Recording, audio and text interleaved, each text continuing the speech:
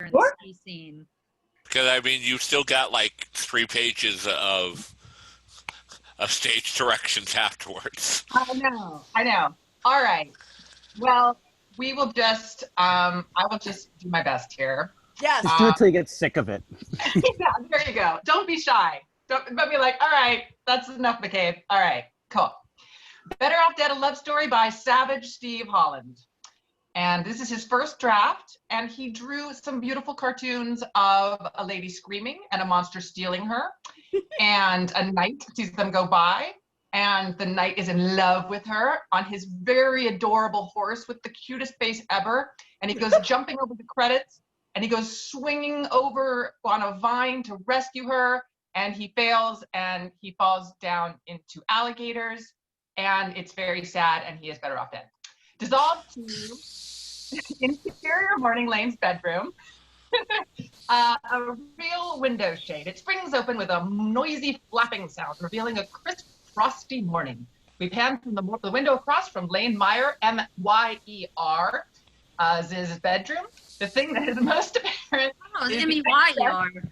of pictures covering the 16-year-old's walls. They are all of the same girl, Lane's high school love and burning obsession Beth Truss.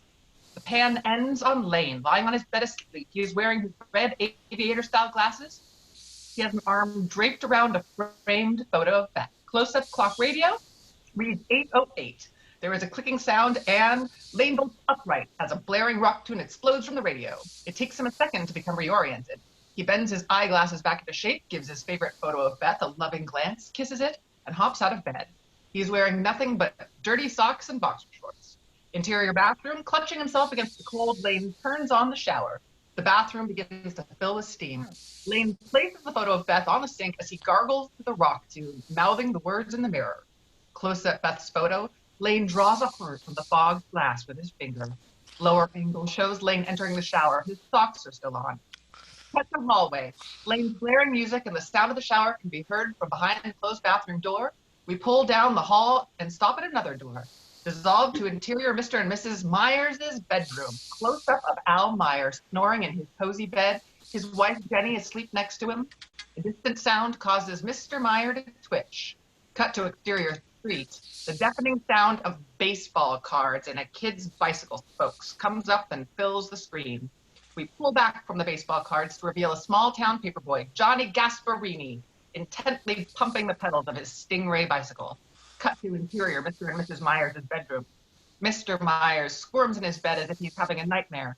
Ever so faintly, we hear the sound of the baseball cards and the spokes approaching. Cut to exterior street, new angle, shows us Johnny heading towards us, a look of unstoppable determination in his eyes. Cut to interior Mr. and Mrs. Myers' bedroom. The sound of Johnny's bike approaching becomes apparent. Mr. Myers' eyes bolt open.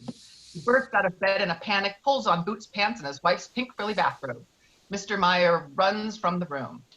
Cut to exterior Meyer house, day. We are looking at the Myers' twin garage. They can't decide if it's Meyer or Myers. It's not you, it's this. This is crazy. Okay, we are looking at the Myers' twin garage. All of the windows on the garage doors are broken except for one. Mr. Myers bursts out of the front door and runs to the garage. Close up garage door button. Mr. Meyer begins to pound furiously on the automatic garage door button. The door does not budge. The mechanism is apparently frozen. Exterior street, day. Johnny can be seen making his way up the street. Exterior garage. Mr. Meyer bangs on the button with one hand while he pushes at the garage door with the other. The sound of Mr. Meyer groaning as the whine of the frozen door are overlapped by the sound of Johnny's bike approaching. Cut to slow motion. Johnny pedaling by, tossing his newspaper with great effort. Cut to interior Meyer garage. Through the only unbroken window in the garage, we see the newspaper in slow motion spinning towards us. Cut to Mr. Meyer pounding on the button with all his strength. Cut to spinning paper and end over end, heading for the unbroken window.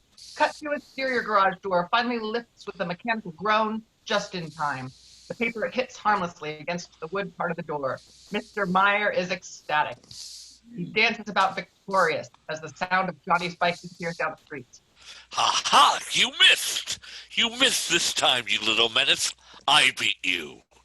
He takes a triumphant deep breath of morning air, pulls the frilly bathrobe tight across his chest, and presses the button to close the garage door. A large spring snaps, causing the door to crash down, shattering the last unbroken window. Cut to interior Lane's bedroom. We find Lane happily blow drying his hair. He admires himself in the mirror, lowering the blow dryer. Cut to lower angle shows us Lane blow drying his soaked socks, still on his feet. Interior kitchen. Sitting at the kitchen table are Mr. Meyer and his other younger son, 6-year-old Badger. Badger is oblivious to everything about him as he busies himself with stuffing assorted coupons into assorted envelopes. Mrs. Meyer is in the background preparing breakfast. Mr. Meyer is still angry, a state he is most comfortable with. Now, honey, that little boy didn't break the window. You did. I saw you through the window. He's just an innocent little boy. Innocent? Come on, Jenny. Who do you think broke all those other windows? Look at the evidence. A, I find a newspaper sitting on the hood of my car. B, there's glass over the hood of my car. C, the glass is from the window that little bastard broke when he threw his damn newspaper through it. Oh, you're just getting worked up, all worked up over nothing. Here, a nice breakfast will cheer you up. Mrs. Meyer hands her husband a plate. Mr. Meyer picks a piece of soggy bacon from the plate and holds it up for inspection. What's this? It's bacon. I know it's bacon. What have you done with it? Well, you said you didn't like all the grease from fried bacon, so I boiled it. Mr. Meyer is temporarily distracted from his wife's latest culinary atrocity by the sound of Lane's music blaring through the ceiling. What is Lane doing up so early on a Sunday? Won't he turn to dust or something? Today is tryouts for the high school ski team. Lane is going up to Mount Brody with Beth. Of course he's going with Beth. He can't do a damn thing without that girl. The boy's obsessed. Oh no, honey, obsessed? Cut to interior Lane's bedroom. Lane opens his closet doors. His clothes all hang on hangers with Beth's photo on them, which gives the illusion that there are hundreds of her wearing his shirts. He picks out a shirt, removes the Beth hanger, kisses it, and returns it to the closet. Interior kitchen, Mr. Meyer drops the soggy bacon on Badger's plate. I'll just have the bowl of cereal, thank you. He pulls a cereal box from a high cupboard. A stream of cereal flakes pour onto his head from a hole in the side of the box. What in the name of... He inspects the cereal box and then some of the others. Flakes, Corn Puffs, Rice Krispies, all pour onto the floor. Badger wanted the prizes you can receive if you send in those coupons you have to cut out from the box. He's mailing them today. Can't you wait until the cereal is gone before you go cutting holes in the damn boxes? Mr. Meyer checks his watch, wiping cornflakes from his shirt. He kisses Jenny on the cheek. I've got to run, honey. Interior hallway, as Mr. Meyer exits the bedroom, he crashes into a pair of skis passing in the hall. You know, Lane, your negligence exposes myself and other third parties to possible bodily and or property damage. Please be advised as such. Morning, Dad. Got a trial this week, huh? Lane, dear, your breakfast is getting cold. Lane, laden with his ski equipment, is stumbling toward the front door. He turns to answer her, knocking over things with his skis. Can't have any breakfast, Mom. Tryouts today. Got a nervous stomach. Don't want to throw up from the chairlift again. How'd about that guy I knew how last time? Lane makes his way through the door and heads down the driveway. Exterior house day, Lane passes a tarp-covered car which doesn't look like it's been moved in quite a while. Dad appears from the front door. Please make a memorandum that I would like to meet with you at some point tonight to discuss the future of that vehicle which you purchased yet has darkened our driveway ever since. Okay, Dad. Talk to you tonight. Gotta pick up Beth. From upstairs window in the house next door, we see a pretty girl watching Lane as he stumbles down the driveway. She is wearing a New York Yankees baseball cap. This is Monique. Monique's POV shows us Lane getting into the family extra car, an ancient behemoth Pontiac station wagon, which his parents let him drive until he fixes his. The tailpipe drags noisily as he drives away. Cut to Monique's room. She's unpacking a suitcase when her door swings open. She tears off her baseball cap. At the door are a fat woman and her equally grotesque son. Hey, now. The boy appears shy and stares at the ground. He has all the charms of Peter Lorre. Monique, this is Ricky. Ricky, this is Monique, the French student who will be staying with us. Monique holds out her hand. Ricky does not offer his hand. He's staring at Monique's chest, where a button is missing, exposing the tiniest glimpse of cleavage. Cut to a close-up of Ricky's face. He smiles an awful smile. Cut to exterior street. Lane comes to a stoplight, which he overrun. He backs up so that his car is not in the middle of the intersection. He pulls out a wallet photo of Beth and stares at it longingly. Suddenly, 2 Japanese brothers in a beat-up Falcon have pulled up alongside him. One brother, who speaks no English, revs the engine while the other brother speaks into a CV public address system, which bellows from the roof of the Falcon.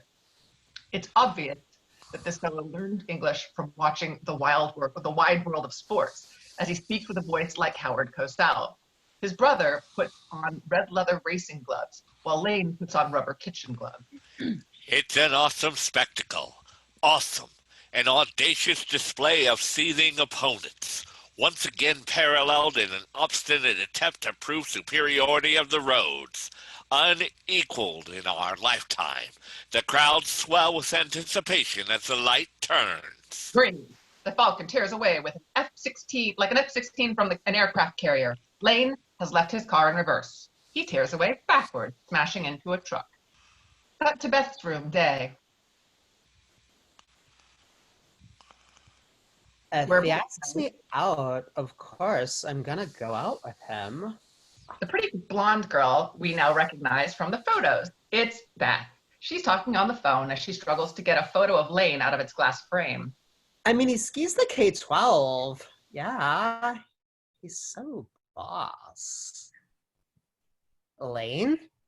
Yeah, I guess he'll be pretty upset. She now has the photo out, and she begins to struggle with replacing it with another photo, a picture of ace skier Roy Stalin. I'll tell him after tryouts. You know how he gets when he's upset? Yeah, from the chairlift. Had to buy the guy a new hat last time. Hear a car horn. Beep, beep. Lane's here. I'll call you later. Beth hangs up and heads out the door. Before exiting, she drops the photo of Lane in the wastebasket. Exterior Brody Mountain Bay. We are watching a graceful skier make his way down an awesome slope. The skier follows the slope through a slalom course and comes to a skidding stop at the bottom. Lane is standing with his arms around Beth. He is staring at her, and as she stares at the skier, Roy. I hear he's the only person in Greendale that's ever run that K-12 course from the glacier and lived. Roy pulls off his hat and goggles, and we see he is a Norwegian god, the guy now in Beth's frame. He has a habit of walking around with his hands down his pants. Beth is in awe. Man, you are a hunk. Lane assumes this compliment has been directed at him and shrugs modestly. Your running time must be under 58 seconds to even be considered for the team. The time will be gauged along with the rating of 1 to 10 for your style, which will be judged solely by me and my vast expertise of skiing technique. The girls swoon. Roy drinks it in like air. So why don't we have you sorry-looking lot of hopefuls make your way to the top? It's time to separate the boys from the girls. The guys begin heading for the chairlift line. Roy eyes the bevy of giggling girls. And you future members of the girls' ski team can keep me company until it's time for you to take the track. Now, who wants to hold my clipboard? The girls all raise their hands enthusiastically, including to Lane's horror, Beth. Roy makes his way to Beth. His skis slide between her skis so that he is face to face with her. Beth giggles nervously. You'll make a fine helper. What's your name? Beth? That's a nice name. He notices Lane standing nearby, looking at him, pained. Hey, Roy Stalin, how you doing? You like the way I ski, huh? Well, I can see that we both share a common desire. Roy, The desire to be part of the well-oiled machinery that is the Greendale High School ski racing team. The desire for victory above all odds. The desire to win. well, Right on! Now get up there and let's see what you got. Remember, who dares wins. He shoves Lane backwards. Lane plows into the lift line crowds, knocking them down like dominoes. Roy skis away. All the girls follow him. Okay, let's do it. Lane's untangling himself from a pile of irate skiers as he watches Beth ski off after Roy. You know that guy? Cut to a racer is barreling down the treacherous giant slalom course. We pan up the course. 3 lips jumps made of hay bales block the view to the top of the course from people standing at the bottom. We hear the crackle of a walkie-talkie. Cut to top of the run. Lane is at the starting gate. He is fired and aggressive. Desire. I'll show you desire. Student with the walkie-talkie is next to Lane. The walkie-talkie crackles with the sound of Roy's voice.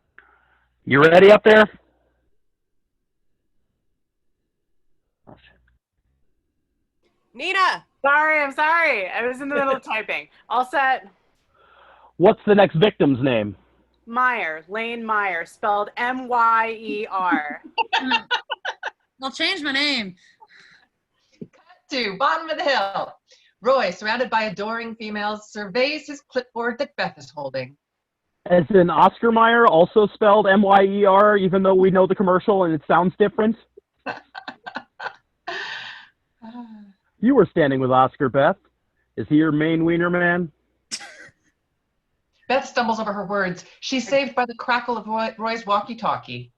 Okay, we're sending him down. Roy pulls out his stopwatch. That's a Roger. Count him down. The student, also holding a stopwatch, counts down in German. 3, 2, 1, go! Lane crashes through the Longines timing gate and roars down the slope. He's a fine skier as he burns his way down the course. He smiles at Beth as he makes the last gate. As he passes Roy, we cut to a close-up on a stopwatch. Roy doesn't stop the watch until the sweep hand has passed the required time. Too bad. It was real close. He smiles at Beth. Next. Exterior ski area. The station wagon pulls out and heads down the road. Inside the car, Lane says, How could you not put me on the team? My time was only off by 0.5 seconds.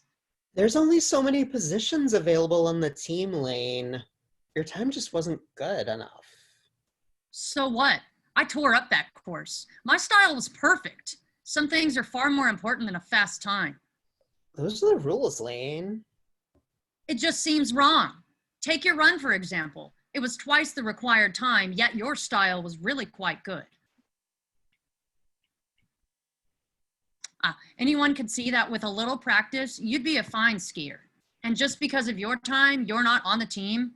I am on the team, Lane. I am on the team. Roy thinks that I show real potential, that with a little practice, I'll be a fine skier. What about required times and all that stuff? Roy thinks that some things are more important than a fast time.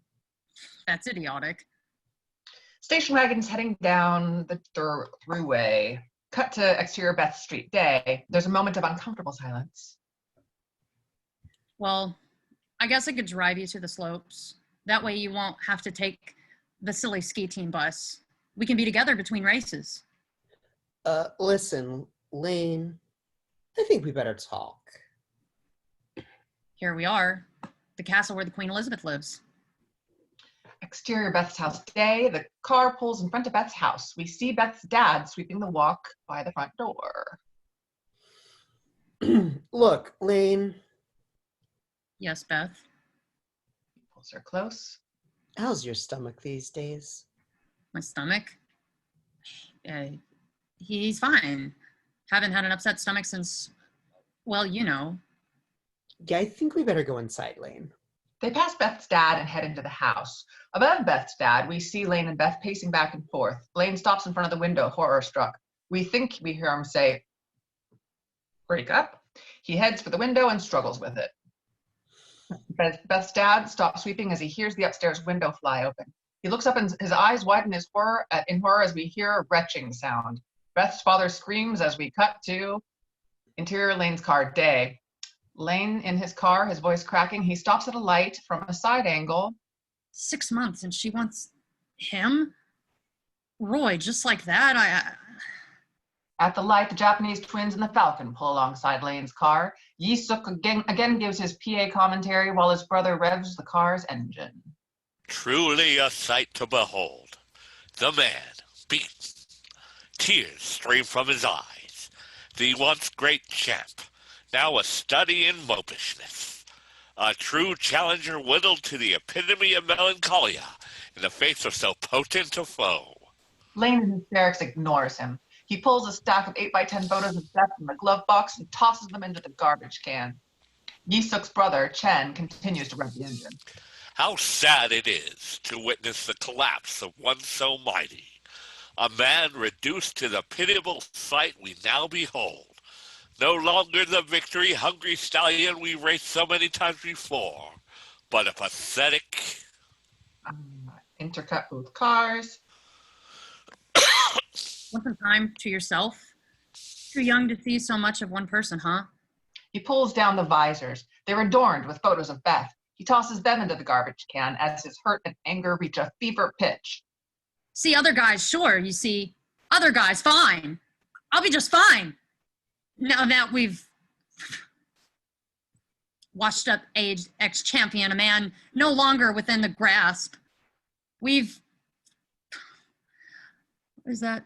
That's Yisha must agree. That's Howard Cosell. Washed up age ex-champion, a man no longer within the grasp. Lane puts on his gloves. Of the victorious race here in the... Look up!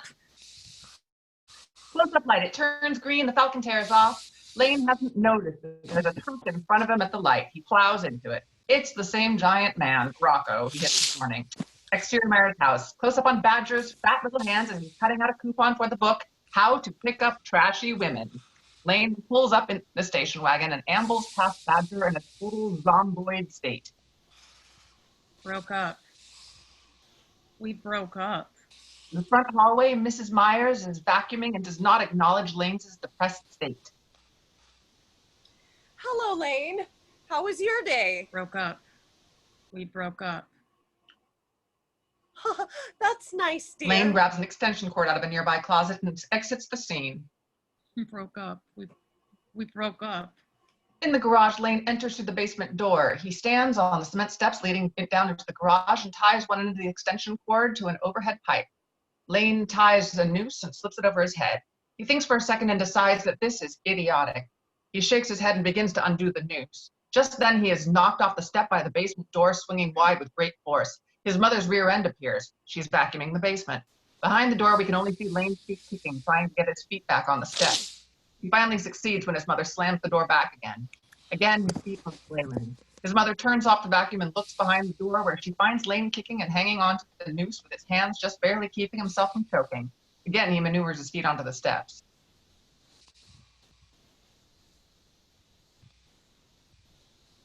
And then Mrs. Myers says, Fuck. She does not say fuck. Oh, there you are, Lane. I wonder if you could run to the market for me. Oh, thank you, honey. I'll make a list. he exits swinging and the door open again. Lane is again knocked off the steps.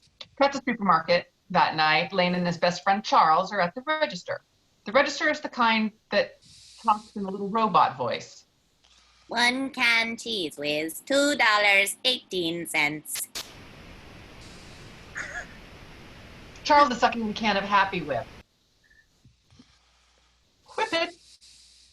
You're muted, or you're not paying attention, or something. There he is. Sorry. It's Tried okay. to kill yourself. But he sounds like he's doing whippets. His voice changes from the gas. Forget that. I want to hear the part where you threw up on Beth's old man. Del Monte frozen peas, $1.89.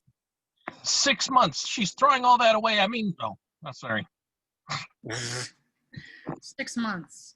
She's throwing away all that. I mean, what does a guy like that have that I don't have?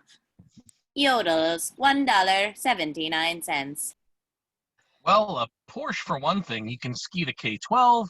He plays the guitar. He's reading the Inquirer. Lipton tea bags. Hey, buddy, you gonna buy that magazine? Oh, No, sorry. He puts the magazine back. Tea bags, $2.18. Greendale's a bodaciously small town that's just a stopover on the way to a ski mountain. I can't even get real drugs here. Stalin's a hero. He's the captain of the team. The only one in this town who can ski the K-12. You're a good skier, Lane, but he's incredible. Corn chips, $3.10.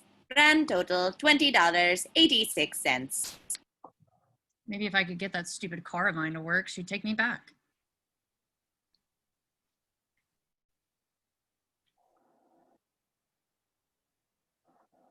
Grand total, $20.86. Sorry.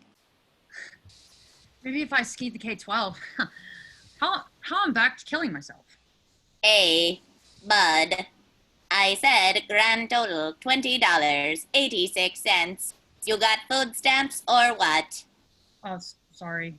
He hands the checker a 50, but the register is not happy. Don't you have anything smaller? In the kitchen later that night, Lane, looking gross, and Mrs. Meyer are sitting at the dinner table. In the background, Mr. Meyer is pacing, concluding his nightly lecture on this week's family matters. At the moment, he is addressing Mrs. Meyer.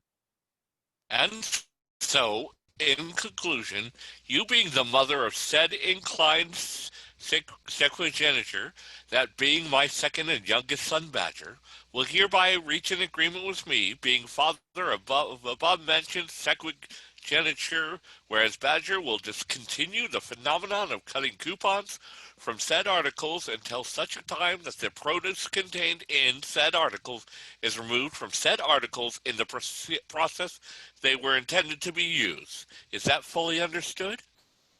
Yes, dear. Fine. Oh, good. Now, if court is adjourned, I think we're all going to enjoy this little treat. She puts milk on the table. I got the recipe from the ladies' home journal, but the mail got wet in the rain, so some of the pages ran together, but what I couldn't read, I just ad-libbed with my own little creative ideas. You see, there's raisins in it. You like raisins. That's what looks like a radiated jellyfish with raisins on Lane's plate. He stares at it with fear. There is still one more thing I would like to discuss with Lane. The subject is the said mystery car. The car which, even as we speak, darkens our driveway under a moldy tarp. You do know the car I speak of, don't you, Lane? I just never... Now, let me refresh your memory. It was a crisp September afternoon. You borrowed $200 from me to buy a car, mainly because your girlfriend Beth said it was, and I believe the term was, tasty, with an extra E. Since that day, that tasty, with an extra E, car has been sleeping in the car cocoon in my driveway. I'll get around to it.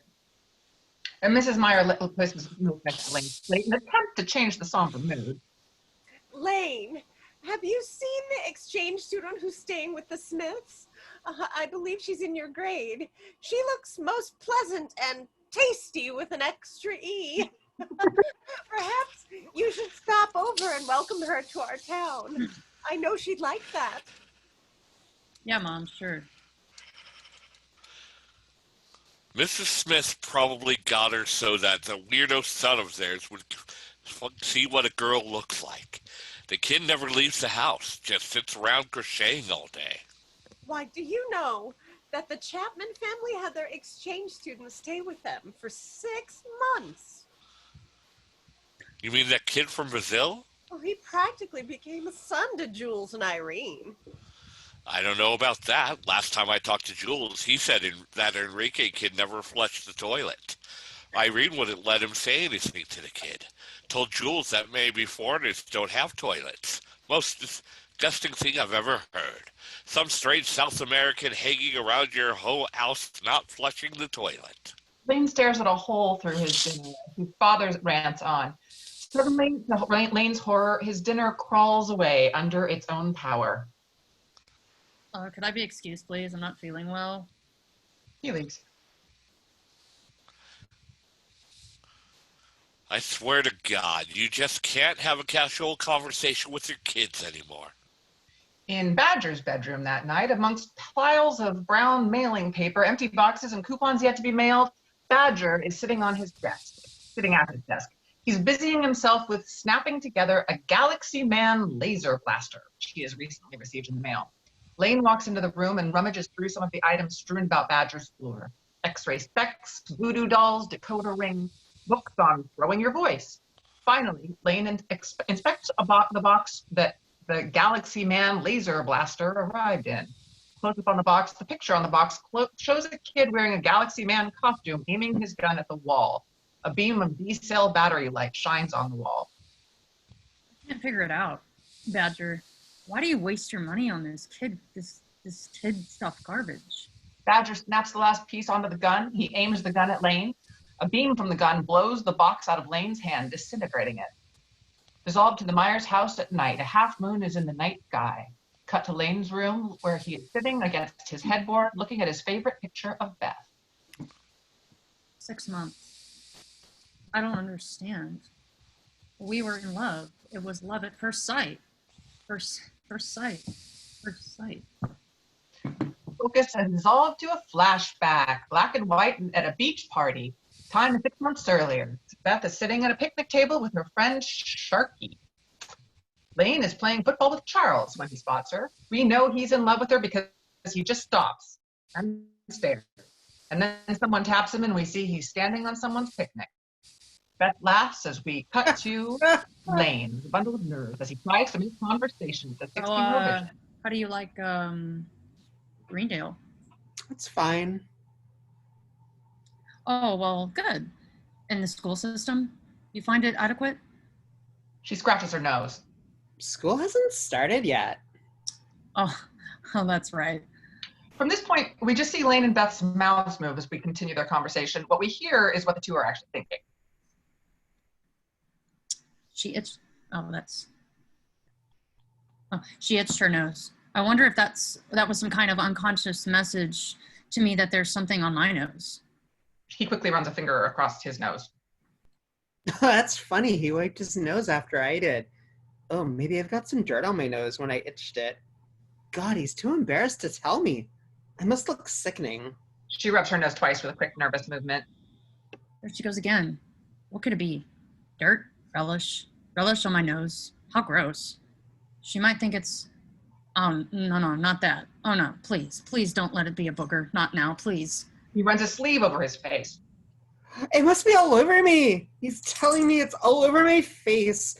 What could it be? My nose must be running. Oh, shit, no. He rubs her face in her jacket. He rubs his face on the tablecloth. She looks through her hair. He cleans his ears with a napkin. She checks the corners of her eyes. They're both in a panic. They turn away from each other. She looks at a compact mirror. He inspects himself in Charles's mirror glasses. They both look fine. They face each other again. Pop-up window. Beth starts to cry. Beth, what is it? What's wrong?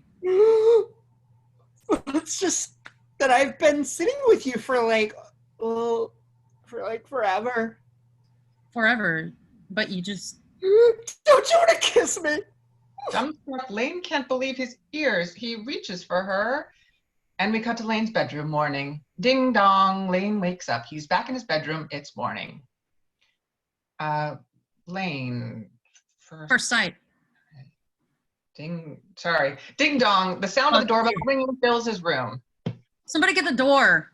Ringing continues. He puts on a robe, opening his bedroom door, finds a note from his mom. It says, "We had to leave. Don't be late for school. Love, Mom. P.S. Cat food." He goes to the front door. There stands Johnny Gasparini, 10 years old, evil in his black eyes, news bag over his shoulder. He's holding a pad. 4 weeks, 20 papers. That's $2 plus tip. Lane checks his robe. Johnny, I haven't got a dime. I didn't ask for a dime. $2. A bead of sweat forms over Lane's right eye and trickles down his cheek. Well, it's funny, but my mom had to leave early to take my brother to school and my dad to work. Because, see, I'm using her wagon until I get my car going. Of course, I get that She didn't know you were coming, or she would have. $2. There's a clicking sound. A lengthy switchblade comb springs open in Johnny's gloved hand. Cash. She ought to be home in a little while. Come back then.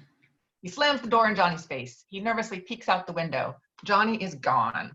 Cut to the interior of the kitchen. Lane grabs a box of cat food from the shelf. We see a stream of cat chow pour from the hole in the box across the floor and onto the kitchen table, where Lane solemnly plops it down. He pours it in a bowl like cereal.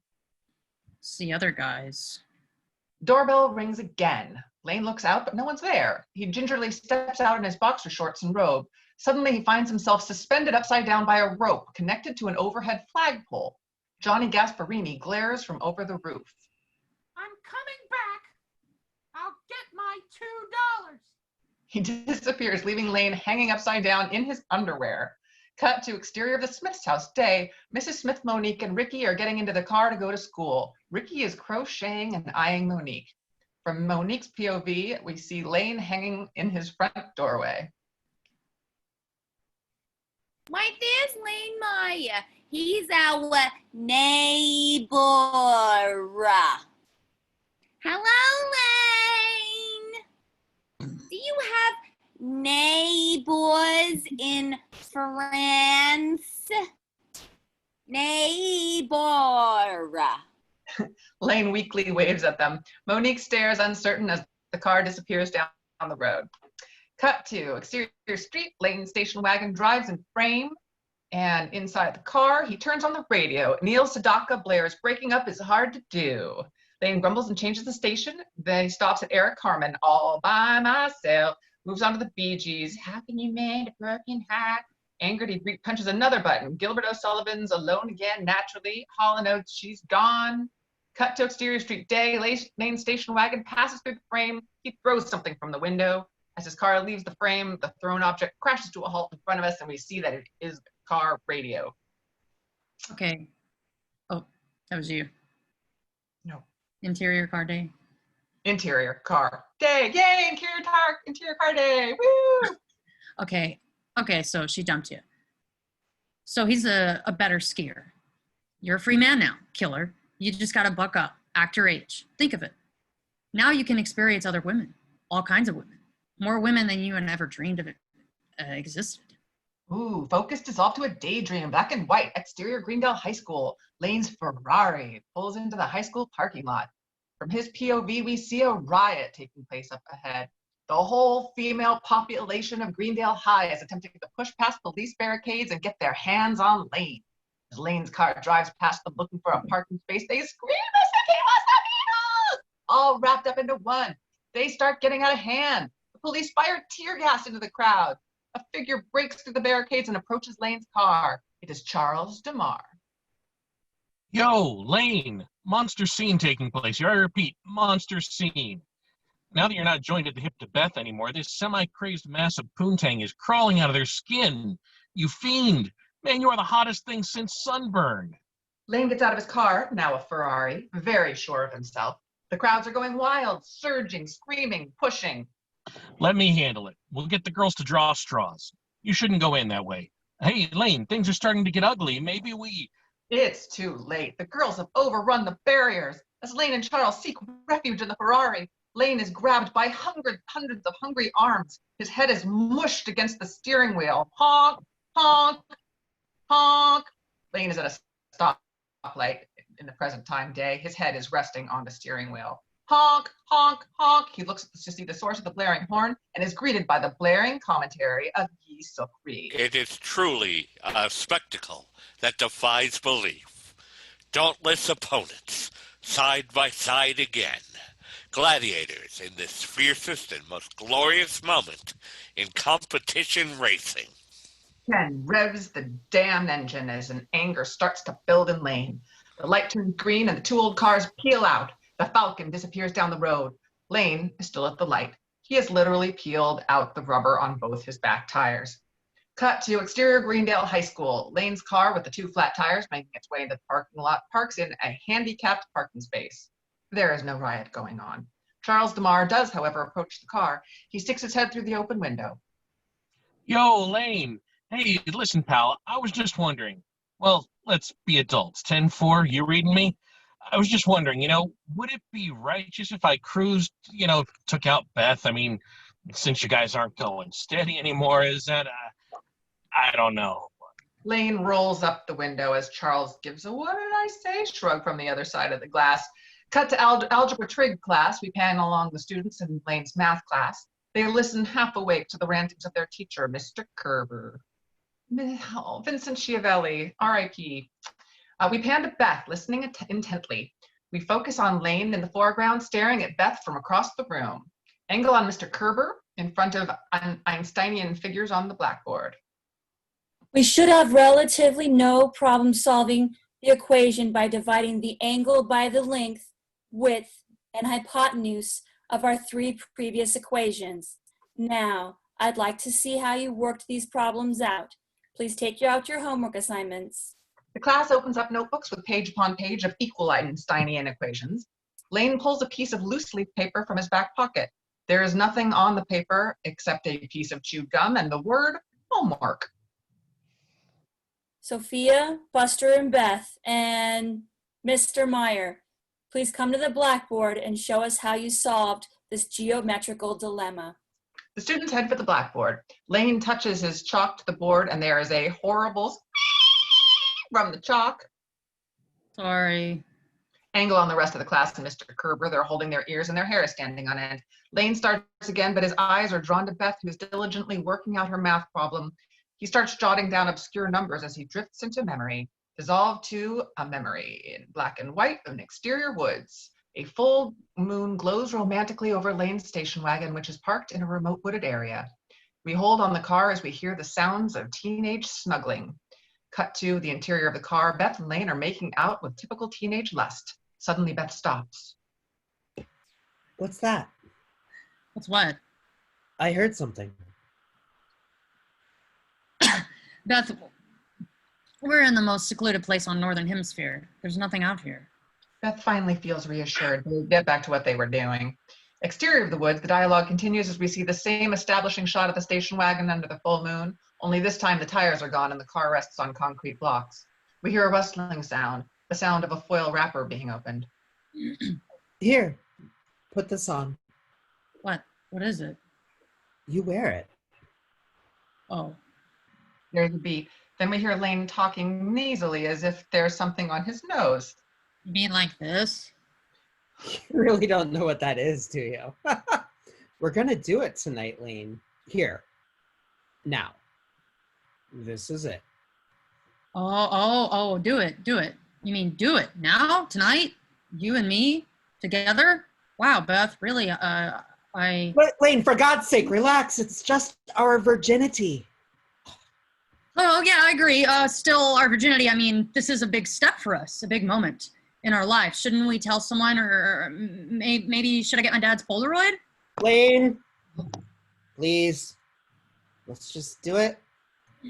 Let's get it over with. You hear a series of uncomfortable grunts and groans for about 10 seconds. Ugh. Lane, what's wrong?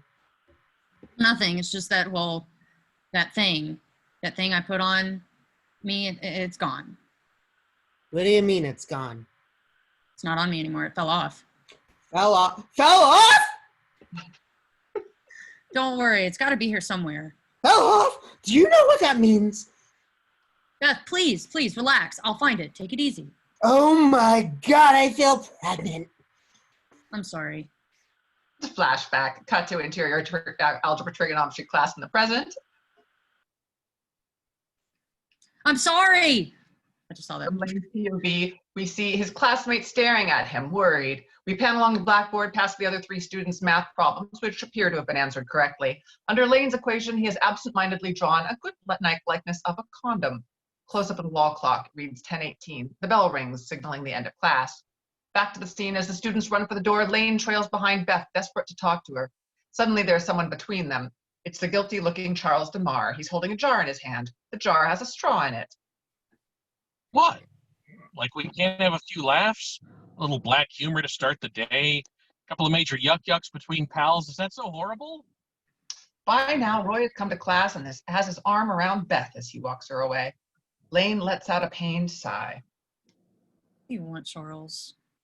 I'm not here because I want anything, dude. I'm here because I'm apparently the purveyor of an emotional imbalance on your part, provoked by a little joke between friends. I'm here to offer my services in apology. Your services? Is that them? Lane points to the jar. Charles remembers the jar and shakes his head. He takes a sip of the jar contents. We see that the jar holds a preserved baby pig. Formaldehyde. This stuff's unreal. Do you believe they keep this stuff just sitting around science class? Look, you wanted to tell me something. Oh, that. Yeah, listen. I was saying last night, I was thinking about what you were saying last night, and I've decided to help you. What? Two things. How about your sax? One thing about Roy, he played his guitar. Girls love that. Why don't you pick up the sax again? Number 2? K-12, dude. You make a gnarly run like that, and any girl will become sterile just looking at you. Before Lane can reply, there's a call from across the classroom. Mr. Meyer, would you stay behind, please? I'd like a word with you. Think about it. I'll catch you later. He takes another whiff of the pig embryo. There's still a cow's heart I want to try. He leaves the room as Lane awaits his reprimand for the blackboard incident. Lane, Yes, sir. this is a little awkward. Yes, sir. I was just wondering. I heard a few things and, well, how would you feel if I took out Beth? You know, now that your two aren't going steady anymore. Loud trumpets blare as we cut to the interior of the music room day. Pan along with full high school band at practice. One of the members is a seal with horns. The band breaks into a soulful rendition of Silent Night. We find Lane to be the only saxophone player in the group. A short, balding conductor, Mr. Perry, anxiously paces in front of his students. He's shaking his head. Something does not sound right. Okay, stop. The students cease playing. They mumble their disapproval at yet another interruption. I'm sorry, it's just not right. I can't quite figure it out. Let's try this. Just the horn section. A 1 and a 2 and... And the others begin playing with their horns. Mr. Perry paces in front of them, still shaking his head. He stops in front of Lane. Stop. He lowers himself to Lane's eye level. Mr. Meyer, please. Play the piece. Lane looks about himself, nervous and embarrassed. He starts to play. The tune is vaguely familiar, but it is not Silent Night. Mr. Meyer, the piece is Silent Night. Can't you read music? No, sir. I see. What is the piece you're playing? Well, it's the theme song to Flipper. It's the only song I can play.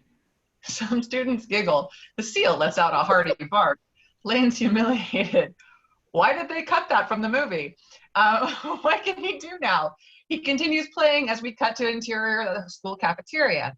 We're watching an effeminate, overweight male roller skater, sort of a fat Liberace on wheels, as he semi-gracefully glides ballet-like around the cafeteria tables. At one table sit Monique and Ricky Smith. She doesn't say anything because she doesn't speak the language. He is silent because he's never sat with a real girl before. Both just stare at their food. Uncomfortable is the word that comes to mind. Behind them, fat Liberace pirouettes by. Cut to another table where Charles looks at a plate of Jell-O. He looks around, then snorts it up his nose. Unreal. Fat Liberace can be seen in the background as we cut to a table full of nerds. Fat Liberace breaks into a soulful modern dance on skates unseen by these self-proclaimed Einsteins as they discuss the important topic of this day's gathering of minds. No, that was the third trilogy. The way Roddenberry wrote it, the Enterprise is leaving the Triathlon Delta at about warp factor 9, going through this dense hydrogen field, and... Right, which renders their photon torpedoes totally useless against the Klingon silicon ray. But of course, the ray emits a gaseous substance not unlike, well, radon, yet much more dense. Liberace gets no attention from this lot, even though he's clearly the coolest guy in this whole movie. We watch him as he skates by Lane, sitting alone at a table, doodling on a sketch pad. From Lane's POV, we see Beth and Roy sitting at a table on the other side of the cafeteria. Roy is playing a guitar. Cut to a close-up of Lane's sketch. He's drawn a good cartoon likeness of Beth and Roy. His pencil flies now and again, and he's drawn a monster similar to the one in the opening titles. As Lane grins, the cartoon comes to life. As cartoon Beth screams, the hideous monster swallows cartoon Roy whole. Lane laughs sinisterly. What did you go and do that for? Lane looks around, but Beth is still across the cafeteria. He looks down at his drawing. It's the cartoon Beth who's speaking to him. Really, Lane? Why? That's sick. Sick? Beth, I love you. How could you dump me for him? I did it for myself. And him. And everyone else. Everyone else?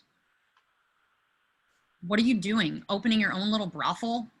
What I'm doing is having the time of my life. At my expense.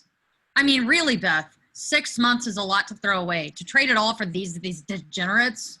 At least these degenerates can do it without throwing up. God, Beth. Lane grabs an imaginary arrow, which is now embedded in his heart. Face it, Lane. You're a no-show, a loss. You're immature. You can't do a single thing by yourself. You're a spastic nerve bag all the time. How could I enjoy the rest of my high school existence with you as my boyfriend? Pray tell, what's not to enjoy? Shit, any Indian in this school would be overwhelmed with sweat just to be around me. Uh-huh. Lane realizes someone is passing him by. He looks up to see the school's gorgeous head cheerleader, Chris Crummins, passing by. She's also on roller skates. She's followed by the whole basketball team. They all sit at a table across from Lane. Her beauty and amazing body have Lane staring in awe. Cartoon Beth seems to be reading his mind. Miss Crummins, be serious. You haven't got a chance. You go out with me in a second. Listen, Lane, you forget Chris Crummins dates the basketball team. Not certain members of the team, Lane. The whole team. You so much as talk to her, and you're dead. So let's say you just give it up. Suddenly, Cartoon Roy appears from the monster's mouth and throws his arms around Cartoon Beth. Yeah, Oscar Mayer. I think that's a good piece of advice. Give it up. He begins nibbling on Cartoon Beth's ear. I will not give up. He crumbles up the piece of paper he's drawn them on and squishes it into a little ball. He screams at the wad of paper. I won't, you see. Someday you'll want me back. You'll be sorry. Chris, the nerds, and all the students at surrounding tables are staring at Lane, who is screaming at a wad of paper. He throws the paper in a nearby trash can. Cut to the basketball table. All eyes are on Lane. Guy's a fucking menace. Pretty barfed the night he lost it. Guess he lost his mind. Some people never come back after something like that. Chris rises from her seat. I'm gonna get some milk. All the jocks stand to follow her. She stops them. Just one milk. I can get it myself. I'll be right back. Cut to Lane's table, where he spots Chris skating to the lunch line. His big chance. I'll show you. Lane runs over to a table where Fat Liberace's eating. He grabs the guy's skates. And Fat Liberace says, All right, answered an email. Hey, what's the big idea? I don't know Liberace's voice. Lane tosses him a $5 bill. Go buy yourself another nutty buddy. I'll be back in 5 minutes. Lane slides off in the untied skates and heads to the lunch line. Cut to the lunch line, where Lane spastically slips and slides his way toward Chris. He's no roller skater. He attempts to hang on behind her in the cashier's line. He stares at the back of her head, stumbling over what to say. Whoa. Chris, hearing something, turns around. Lane pretends to be eyeing a piece of pie. She turns back around. Lane loses his balance and falls out of frame. He pulls himself up again. He pops some gum in his mouth. He almost chokes. He coughs the gum in her hair. She's freaking. He turns around again. He grabs a plate of Jell-O, studies it closely. Do you want something? Me? No. He makes an exaggerated gesture with his arm. The Jell-O flies from the plate, landing on the person behind him in line. Now Lane's in a near panic. Sorry. It's okay. I forgot some lines too. So you roller skate. That's my thing. Roller boogieing, you know? He attempts to twist with his skates on and ends up grabbing the tray track for his life. Chris is unimpressed. Jerk. She pays for her milk and starts to leave. Lane stumbles after her. I was just wondering, well, maybe we could boogie, together with our skates, The bell sounds signaling the end of lunch. Lane is thrown completely off balance by the sudden rush of student traffic. He starts to fall. He grabs for anything to soften his fall. There's a ripping sound, a scream, and Lane crashes to the floor. In his hand, Lane is holding Chris's torn dress. She just stands next to him, naked and screaming. I had to burp, I'm sorry. Oops. Elongated Hitchcockian shadows loom over Lane. It is the basketball team. Dissolved to exterior school parking lot day, Lane, bruised, beaten, clothes torn, stumbles to his car with 2 flat tires. A car approaches. Mr. Kerber honks and waves as he happily drives past. Beth is in the car sitting next to Mr. Kerber. Cut to the thruway overpass. Lane's car pulls into frame. Lane climbs out of the car and stands on the edge of the overpass. From his POV, we see traffic whizzing by below. He repeatedly closes his eyes as if he might jump, then looks down at the zooming traffic as if he is having second thoughts. It's apparent after a while that this is not the way Lane wants to go. Suddenly, Charles DeMar whizzes by on a 10-speed bike. We'll beat that slope, dude. I'm behind you. He slaps Lane on the back as he passes. He does not notice that he has knocked Lane completely off balance. Through the thruway underpass, we see a giant garbage truck that's chugging its way slowly along under the bridge. We see Lane drop into the back of the truck, landing in tons of garbage. Through another thruway underpass, 2 black men are working on another overpass, watching traffic go by below. Suddenly, the garbage truck with Lane in the back drives under them. Lane waves at them weakly, and they wave back. Now that's a real shame when folks be throwing out a perfectly good white guy like that. His friend nods in agreement. Cut to the Myers' living room. Go Ask Alice is on the radio. Mr. Myers is intently reading a book titled Youth and the Drug Explosion. Jenny Myers is putting together a Christmas tree. Quaaludes. Pardon me, dear? Marijuana. Maybe LSD. Or smack. I don't understand. It's our duty as parents to understand, honey. Drugs, Jennifer. I'm talking about drugs. Oh, what about drugs, Al? Mr. Wadmeyer waves the paperback in front of his wife's face. I found this on the train. It's about drugs and our children. That's wonderful, dear. I didn't know someone wrote a book about our children. Not our children, Jennifer. These children. All children. Kids today. They're apathetic. They turn to drugs. PCP. Angel dust. Upper. Downers. Reds. Yellows. Pinks. Yellow jackets. Mushrooms. Angels? Pretty colored bees? Fungus? I'm not sure that I follow you, honey. Haven't you noticed he's been acting stranger than usual? Who, dear? Lane. He went off Sunday and came back semi-psychotic. Maybe he took something. I'm worried about him. Oh, now, honey, there's no drugs in Greendale. Lane's a perfectly normal young man. There is no need to worry. Exterior Myers House Street. Mr. Myers looks out the window. A giant garbage truck is blocking their way as it unloads Lane from a Dempsey dumpster. Lane waves to the garbage man and then his parents. Heads into the house. Cut to the exterior of Mount Brody, the K-12 run. Close on a sign with a skull and crossbones and an arrow pointing down. Beneath this is the legend, K-12 experts only. We pull back and find Lane wearing his ski equipment, looking over the lip of the first glacier face of the deadly K-12 run. From his POV, we see the monumental first drop before the chorus continues down into the trees. That continues in the trees? Where are you at? Back to the scene, line 104. If I could just get past this face, the rest would be a breeze, you know? Charles? Charles? Not you, Charles. I have a friend named Charles here that I'm staying with. Ignore that. Charles? Charles! Not close on razor blade cutting close on a razor blade cutting lines of snow on a shiny surface. This is not Coke snow, but lines of real live snow. We pull back to find Charles DeMar bent over skis, snorting snow from his binding with a little straw. Wait, I think I'm onto something here. Outrageous. Whoa. I think I froze the left half of my brain. I can't move my right arm. That means I froze the left side of my brain. Unreal. I thought you were going to help me. Look, dude, it's Christmas Eve. I could be home drinking this monster eggnog my brother makes with lighter fluid.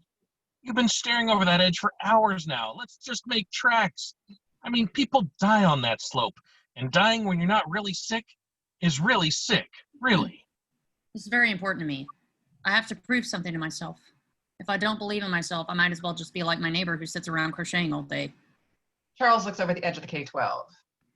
Crocheting, huh? It might be fun. I bet you've never even tried it. Are you going to help me or not? Okay, relax.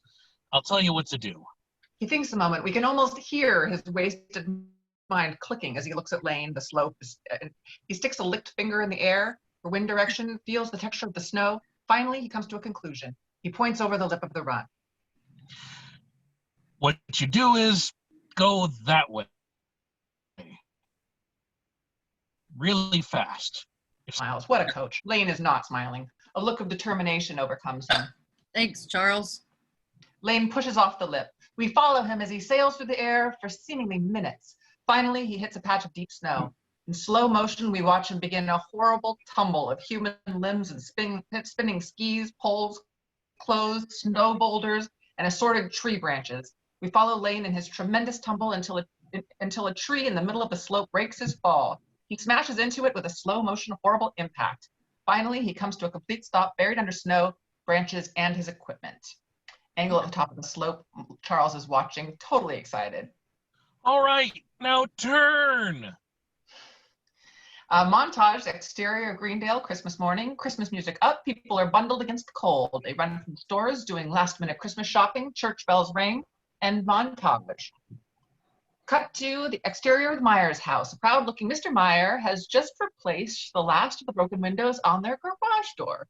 He stands back to admire his work, then sticks a large bow on the garage door. Inside the kitchen, Mrs. Meyer is in the kitchen, dressed in a reindeer costume. She's baking gingerbread men. She attempts to slide them off the tray with a spatula. The gingerbread men don't move. The spatula bends. In Lane's room, Lane is looking at his framed picture of Beth. In his hands is a gift with Beth's name on it. He opens it up and inspects the cute little teddy bear he's bought for her. He puts it back in the box and smiles. He picks up the phone and dials it.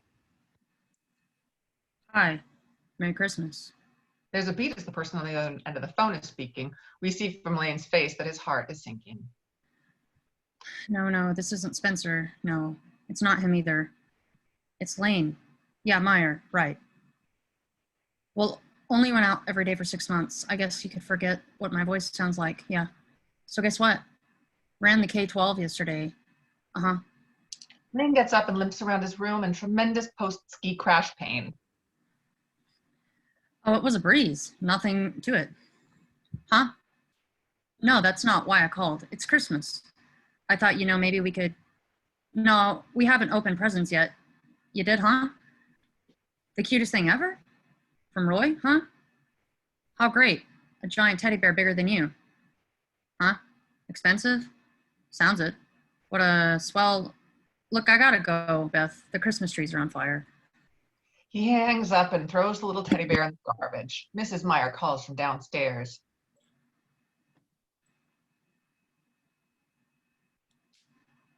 Mrs. Meyer.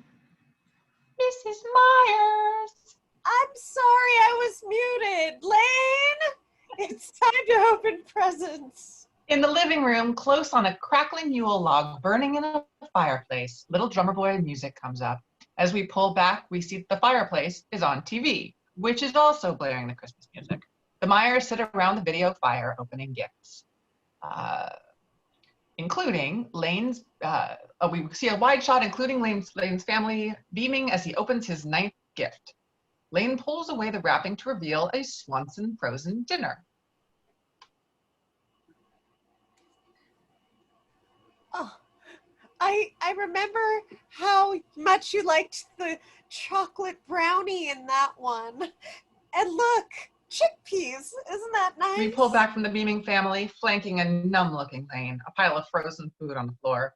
Cut to interior of the garage. We find Lane in his father's car in the garage trying to asphyxiate himself. Lane appears to be getting dopey from the fumes. He talks to the little teddy bear that he's retrieved from the garbage and propped up on the steering wheel. It's totally right that we go together. In the Smiths' living room that day, the Myers house, whereas the Myers house is immaculate, the Smiths' home looks like it was decorated by an A-bomb. In the midst of wall-to-wall tacky, we find the Smiths surrounding Monique. Mrs. Smith is all aflutter with excitement. Now, Ricky, don't be so shy. Give her your present. Ricky hands Monique a wrapped gift. Monique is a little taken aback. Merci. That's a Christmas present. Do you have Christmas in France? Yes? That's from Ricky. Ricky. Monique unwraps it. It's a frame made out of crocheted yarn. In the frame is a photo of Ricky. Zits, braces, silly haircut and all. A sly smile on his face. It's even autographed. You can take that everywhere you go to always remember your trip to the United States. Monique drops her face into her hands and appears to sob. She runs out the front door with the photo and slams it behind her. Isn't that wonderful? She's so touched. My word, she's just bawling her eyes out. Cut to exterior of the Smiths' home. Tears roll down Monique's cheeks as she rolls about on the front porch, squealing with uncontrollable, stomach-breaking laughter. Cut to interior of the Meyer home. Mr. Meyer is modeling the fur jacket his wife bought him. It's gigantic and hideous and made from aardvark fur. And here's the best part, the hood. She flips the coat's hood over Mr. Meyer's head. The hood is made from the head of the poor aardvark. Mr. Myers looks like he's wearing a costume similar to his wife's reindeer outfit. Well, honey, it's very warm. Oh, isn't that fun? I guess that just about does it for this Christmas, doesn't it? Oh, no. I got one more little Christmas surprise up my sleeve. Follow me. Cut to the exterior. Mr. Meyer is leading his wife out of the front door. His hands cover her eyes. What? What is it? Oh, no peeking. He leads her to the garage door, which is billowing exhaust from the crack at the bottom of the door. Mr. Meyer pulls her hands away. Ta-da! Oh, ow, you fixed the windows. Oh, honey, it's wonderful. It looks brand new. Interior of Meyer's garage. Be kindly of me. In his dopey state, he sits little bear down on the gear shifter, throwing the car into reverse. Lane begins to nod off. Exterior of the garage, Mrs. Meyer throws her arms around her husband with sincere enthusiasm. Oh, it's a Christmas miracle. Cut to exterior of the garage. Mom and Dad are proudly admiring their new garage windows when the car crashes through the door. And cut to Monique's POV. Exterior of the street day. Monique watches with open mouth as Lane rolls backwards down into the street. Her attention is not gone for long. He looks at the picture. She looks at the picture of Ricky and again. Mail to a couple walking out a walk dog. Rabble. Yeah, you want to ad-lib some mailman dialogue, Liz? Rabble. Okay, Where's Taylor Negron? We need him. Dead. Rabble. The mailman makes his way up the steps and rings the doorbell. Badger opens the door to find the mailman guiltily stuffing something back into its envelope. Hey, Badger. Here's your How to Pick Up Trashy Girls book. Tell me something. What's a little boy like you gonna do with a big boy smut like this? Lane passes through the scene as Badger slams the door in the mailman's face. Lane looks awful. His clothes are messy, his hair unwashed. Love has taken the door and opens it. Hey, Lane, I was just wondering, well, we hardly know each other, but you used to have that girlfriend, Beth, and I can see you don't date her no more. Would you mind if I... The door is slammed in the mailman's face. Cut to inside Mr. Myers' study. Lane shuffles by his father's study where his father has buried himself in books about drug abuse. Lane?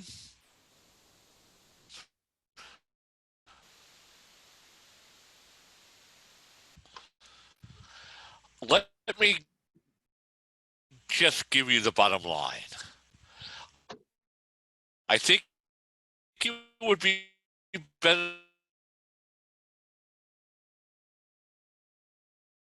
The other girls. You're going to see other girls starting tonight. Oh? Yes, tonight you are taking out Joanne Greenwald. Your law partner's daughter? The one with the huge hole in her nose? Joanne is a very lovely girl. She gets very good grades. A date with a new, bright young lady is just what you need to snap out of this bummer trip you're on. You need to mellow up a little. Are my words of sapience making their way into your unconscious psyche, young man? Don't want to... You'll pick her up at 6 o'clock. I hear there's a dance in your school tonight. Kids love this disco thing. Disco? There's... Listen, Lane, you're really me down, man. Interior of Lane's bathroom, Stepping Out is on the radio. Lane looks much better. He's time out of his slump. I jump. If I chance to go out with a real stud. One evening with me and she'll probably go blind with ecstasy. Poor creature. One night in her life to be with a truly incredible human, grab to my leg and start crying when her date's over. Wow. Exterior of the old house, a station wagon, tailpipe dragging, pulls into the driveway. He gets out, goes a cut to the house where a figure appears at the Greenwald's door. It's Joanne with an orthodontic night brace.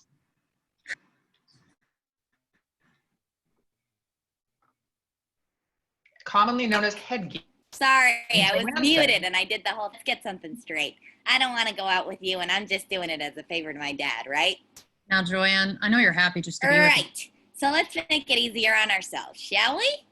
Now, if we were to go out tonight, you might have spent about $5 on gas. You burn a lot of gas with the heater on. First, we would have gone to dinner. That would have been about $10 a piece, unless you're a cheapskate. But I'm willing to give you the benefit of the doubt. I would have ordered double desserts, so tip, 25. We could have gone to some movie, $6 a piece. I would have wanted a large popcorn, that's 75 cents, and some jujubes, love those things. And after the movie, we'd stop off somewhere for a beer or a soft drink. My goodness, I've got a lot of demands.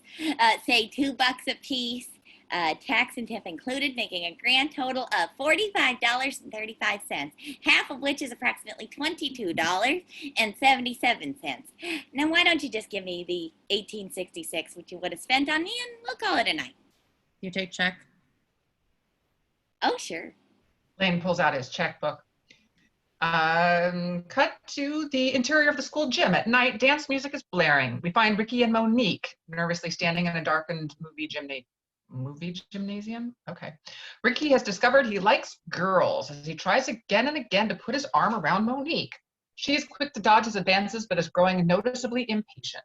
Cut to the other end of the gym. The band is cranking a hot rock tune. We pull back from the band to find falling arms and legs. It's Lane dancing maniacally. We pull back further to realize he's dancing alone.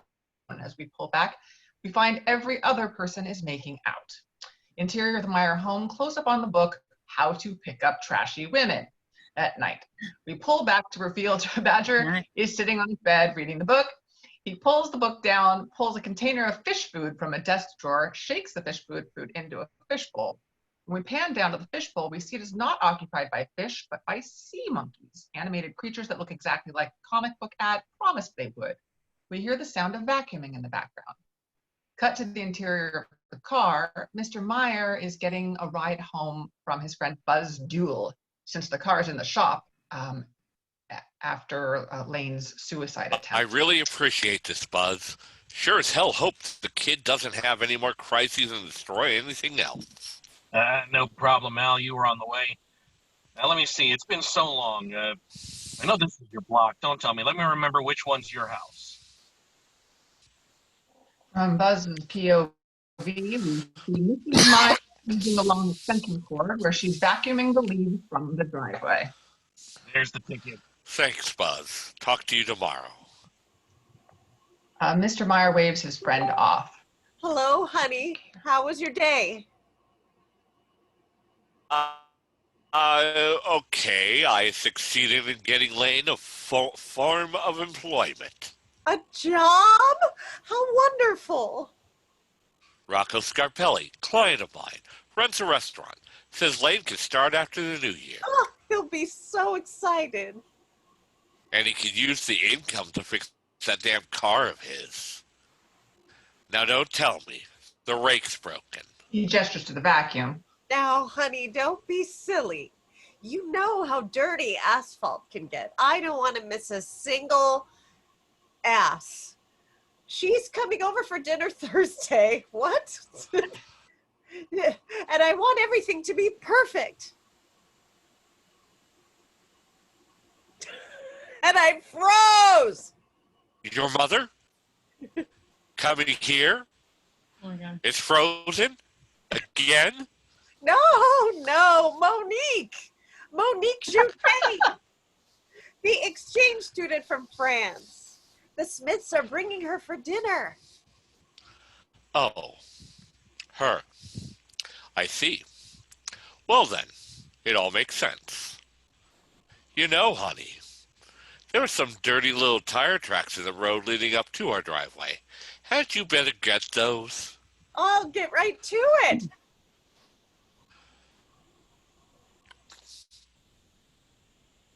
He heads off toward the street, vacuum in tow. Exterior gym night. As the gym empties out, we find Monique rushing out alone. She continues to look over her shoulder. She spots Lane up ahead, shuffling from the gym. She trips him, sending him face down on the pavement.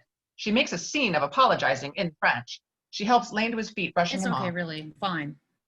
Was planning on having my nose flattened anyway, you know, by a professional. He finally gets a good look at her. Say, you're that French kid staying with the dorkheads next door, the Smiths. We're neighbors. He makes some sort of idiotic gesture to stress his point, then realizes it's in vain. Me, Lane. He holds out his hand. Monique Junet. Sure. You were in my math class.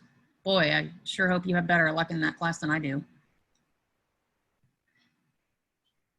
She doesn't. Yeah, I see. You do speak English, right? Nope. That's okay. I don't speak French. Suddenly, Ricky is pushing his way toward Monique. Monique!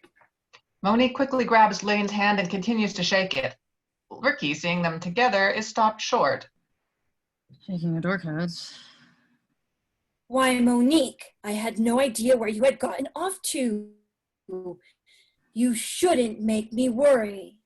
He gives Lane a blank stare. I see you have made Monique's acquaintance. She continues to shake Lane's hand. A number of times. Yes, Ricky. She's a delightful girl with a firm grip. Mother will pick us up in front of the gym. She'll be very disappointed if we aren't right in front of the gym.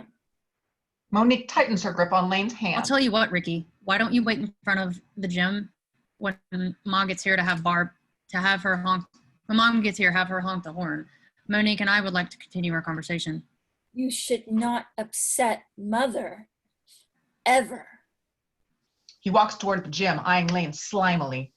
Monique releases Lane's hand. I guess people do a lot of handshaking in France. Suddenly, a group of ski team members bounce by and pile into Roy's Porsche next to where they are standing. Roy notices Lane as he helps Beth into the car. Hey, how you doing? Oscar Mayer, right? You know, I heard there were still some openings on the water ballet team. I could make some calls if you'd like. His friends laugh as he honks and peels off down the road. Monique reads the humiliation on Lane's face. A honk is heard again. Lane spins around, his middle finger extended. Continued, it's Mrs. Smith and Ricky. Mrs. Smith is shocked, but quickly turns on Monique. Monique, why weren't you with Ricky? Lane wiggles his fingers at Monique. Right. She wiggles her fingers back and gets into the car. Doesn't she speak English? They drive off.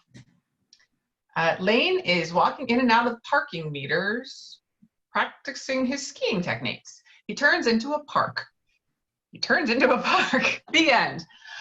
He stops dead in his tracks. Ahead, an ominous silhouette on a bike appears from behind a tree. A voice commands from the shadows.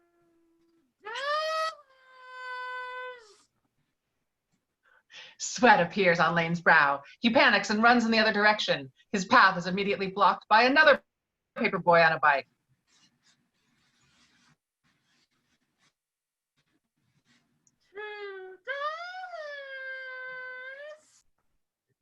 Lane turns in another direction. Another paper boy is there.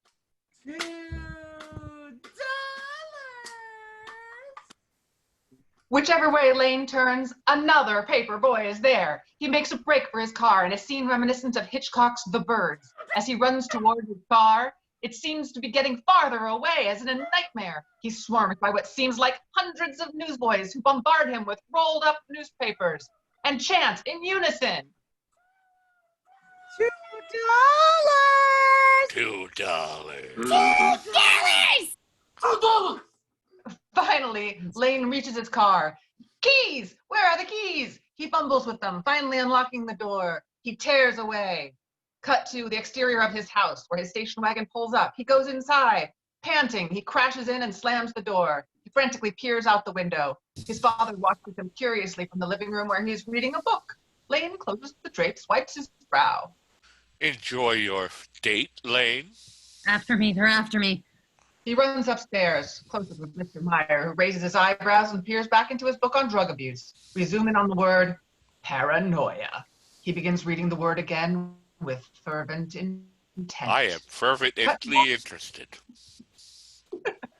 Cut to Badger's room upstairs in the hallway. Lane passes his brother's bedroom. Hearing a noise from behind the door, Lane peers in. There he sees his younger brother entertaining a score of trashy women. Badger tosses Lane his book, How to Pick Up Trashy Women. Lane drops it back in Badger's room, rubs his eyes, closes his door, and goes back to his room. Resolve 2. Exterior of Mount Brody K-12 run early the next morning. At the top of the K-12 run, Charles DeMar is asleep in his pajamas and a robe in the snow. We pull back to see Lane staring over the lip once again. He's probably been there a long time, since both he and Charles are covered by a dusting of freshly fallen snow. Okay, this is it. Charles yawns and wakes up. Okay, let's do it, dude. The lip drops out from under Lane. He crashes with the same disastrous results as before. Charles doesn't even care to watch anymore. He lies down in the snow again and nods off to sleep. Fade to interior of the Myers kitchen. Later that morning, Badger is cutting out a coupon from a comic book which claims, build your own NASA space shuttle from household items, just like the real thing. Mr. Meyer is going over some legal briefs while Mrs. Meyer is in the background making one of her hellish concoctions. This one looks like it involves octopi, since we see her battling something with tentacles in the sink. Have you seen Lane? Oh, he just came in. He went skiing this morning with Charles DeMar. I think he's in the shower. I just don't want him to be late for his first day of work. He starts at 2 o'clock. Inside Lane's bathroom, Lane is looking at his wet, battered frame in the mirror. He pulls his ski sweater over his head, causing his hair to stand on end like an eraser head. Lane splashes water on his face. He runs a Q-tip around his ear and leaves it sticking there as he starts to brush his teeth. He sticks another Q-tip in the other ear, in his mouth, which protrude like Q-tip teeth. Okay. Yay! Nice. Back in the kitchen. Maybe his imagination is a little too vivid for its own good. I mean, when he came in here last night, he was, I don't know, I wonder what's taking him so long. Back in the bathroom, Lane with Q-tips still protruding opens the medicine chest. He pulls out an Alka-Seltzer, pops it in his mouth. Foam begins billowing from his mouth like a rabid dog. He inspects himself in the mirror and gives the Vulcan hand sign, meaning live long and prosper. Planet Q-tip, we mean you no harm. Mr. Meyer opens the bathroom Lane, door. you really bet. At the sight of Lane foaming at the mouth, Q-tips protruding from every orifice. Every orifice! It's too much for Mr. Meyer. He quickly exits, speaking to Lane from the other side of the door. Lunch is ready. Exterior Pig Burgers Day. Establishing pig burgers. We find Lane wearing a humiliating pig outfit, which makes him look like a giant pig, the uniform of all the pig burger employees. Lane's boss, Rocco, is naturally the man he's run into while racing. Rocco is an obese, sleazy-looking fellow, constantly leaning over Lane's shoulder, barking orders. A fat cigar always protrudes from his mouth, dropping ashes all over whatever food is around. He's teaching Lane the art of making pig burger patties. That's all there is to it, Meyer. Just mush the meat into that little pig mold. Take the mold off. Put the little pig patty onto a tray. When the tray is filled,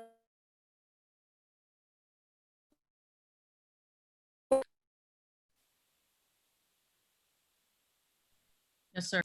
He points to a pig burger employee promo poster. The poster shows a sexy wench and a pig burger griddle.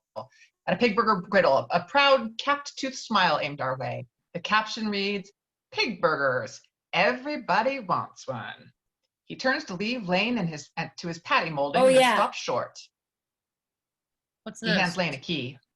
That's the key to this establishment. I want you here at 6 a.m. on Saturday morning. The floors need to be swept and mopped before the breakfast crew shows up. 6 o'clock in the morning. Hey, Meyer, you're in the working world now. Life goes on in this business. Is it true you puked the night you popped your cherry that got so wiggled out you tried to rape Chris Cummins? Woo! Close-up of Lane's hand as he presses, as pressed meat squishes out from between his fingers. Rocco exits the kitchen and scans a pile of raw meat before him. He glances up at the seductive pig burger employee on the poster. Everybody wants one. He begins dreamily nibbling the pile of burger meat, a touch of evil in his eyes. I'll show you what everybody wants. Cut to exterior pig burgers night. Dark clouds roll overhead. Thunder can be heard in the distance.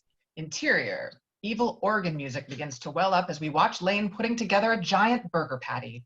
Dissolved to a daydream where in interior pig burgers, the burger night is covered by a sheet. Angle, Lane in surgical clothes and face mask looking like a fast food Frankenstein, places his creation on a heating tray. He laughs sinisterly as lightning flashes and the evil music builds. At the exterior, black thunderclouds blow around pig burgers. Kites rise from pig burgers to the heart of the storm. A bolt of lightning strikes the kites. Inside, Lane is laughing maniacally as his bun warming tray, containing his covered creation, rises toward the ceiling, pulled by chains. Lane runs about setting dials on all sorts of bizarre apparatus. High angle on the sheet-covered burger, making its way toward the ceiling. Electricity arcs from electrodes impaled on the sheet. Below, we see Lane running about like a madman. Exterior, the storm has raised fever pitch. Interior, the bun tray is being lowered by the chains. The smoking sheet comes into frame. We follow it past Lane's madly distorted face onto the table. Close up, sheet-covered burger. It moves. Angle of Lane running to it and looks under the sheet, sweating and wild-eyed. He looks to the heavens. In his most dramatic Colin Clive wail, he screams toward the ceiling. Alive! He pulls the sheet away. There lies a burger, wearing Adidas sneakers. It sits up and blinks its eyes and looks at Lane. The burger smiles. Lane smiles. And there is a montage. And here he did not realize he was going to get Van Halen. What? Happy jazz music. Whatever. But I'm going to read it anyway. At this point, a Busby Berkeley type number begins. One is lifeguard in a fry vat. Happy jazz music wells up as we intercut to scenes of Lane creating more and more of his burger masterpieces. Of course, he builds a female one for his new assistant. Soon the whole kitchen is a swarm with dancing burgers, even swaying French fries. A line of burgers make a chorus line on the griddle. Lane lays out fries on the edge of the griddle, which form piano keys. Lane breaks into a jazzy piano solo on the griddle to the accompaniment of his boogieing friends. Suddenly, a voice bellows over the music.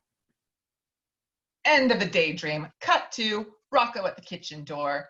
From Rocco's POV, we see Lane. The kitchen looks like it was destroyed by a meat truck as burgers are everywhere, burning on the griddle as if they just fell there. You son of a... From a new angle, Roscoe heaves Lane out the kitchen and sends him sliding across the floor. Lane stops sliding as his nose lands on a sneaker. He looks up to see the sneaker belongs to Roy Stalin, who is sitting with Beth. Cut to Lane's POV. Fade to exterior of Mount Brody, the K-12 run at sundown. It's a lonely scene. A look on Lane's face as he the lip. He pushes off. We don't even have to follow him. The terrible sound of crashing ski equipment tells us what's just happened. So we dissolve to the interior of the Myers house later that night. Lane, devastated, brutalized, beaten, and wet, stumbles through the front door with his ski equipment. One ski is broken. He drops the load on the floor and limps toward the den where we hear the sound of the TV. Inside the den, there's no one there. The Flintstones are on the TV. Lane watches the TV transfixed. Suddenly, Barney Rubble stops his cartoon antics. He looks out at the TV at Lane. Hey there, Lane. I know this is a little awkward, me being a cartoon and all. I was just wondering how you'd feel if I took out Beth. I mean, now that the two of you are... Lane shuts off the TV. That was it, the final straw. Cut to interior hallway. Lane heads down the hall. He inspects a package on the hall front table. It's the kit to build a real NASA space shuttle from household items addressed to Badger. Next to the parcel is a National Geographic. Lane flips through it. He stops at a picture of a Vietnamese Buddhist engulfed in flames in a suicide protest. Close-up of Lane's face. This is the answer. Back to the scene. Lane continues down the hall. He enters a linen closet, disappearing from our view. Oriental music begins. Lane reappears from the linen closet wearing a fitted sheet in a Japanese-looking fashion. His hair is pulled taut into a ponytail at the top of his head. Cut to inside the garage, Lane fumbles about looking for something. He finds a gasoline can, shakes it, discovers it's empty, and angrily puts it down. On an upper shelf, he finds a mayonnaise jar with a rag stuffed in it. He pulls out the rag and sniffs its contents. It's gasoline. Sorry, pop-up window. He pats his pockets and searches the shelves. And searches the shelves. Matches. Inside the kitchen, Lane, in search of matches, wanders into the kitchen. Lane, where have you been? We've all been waiting for you. Have you met Monique? The Smiths, Monique, Badger, his mom, and his poor, distraught dad, who just shakes his head, are all at the kitchen table. Lane, we have company. If you were going to wear a sheet, couldn't you have worn one a little more dressy? She leads him to a seat at the table next to Monique, who stifles a laugh. Lane puts his mayonnaise jar of gasoline on the table. Now, in honor of our special guest, I've created a dinner mondial. She starts dropping food onto their plates. Here we are. First we have French fries.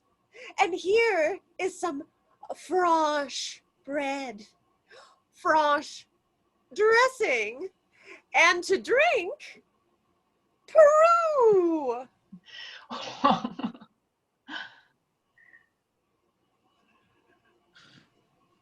And Mrs. Smith says, I'm sorry, I was laughing. Why, Jennifer Maya, you really do go to the outer limits to make an impression. they all start digging in.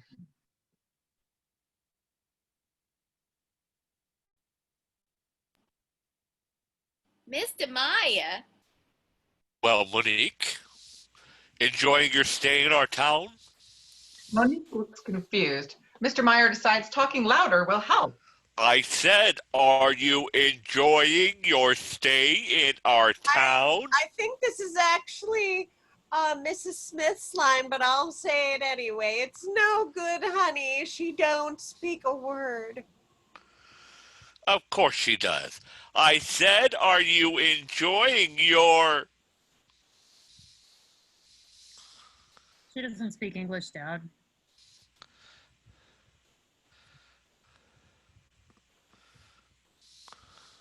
Mr. Meyer.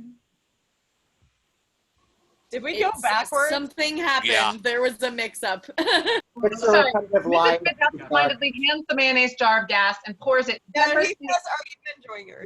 Yeah, generously over the fries. there we go. It's true. Not word one, I swear to God. Now hold on.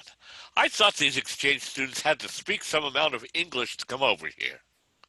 As we're discovering around our household, you don't need words to speak the international language, right, Ricky? Ricky blushes, staring at his Peru. The international language, you know, love, the language of love.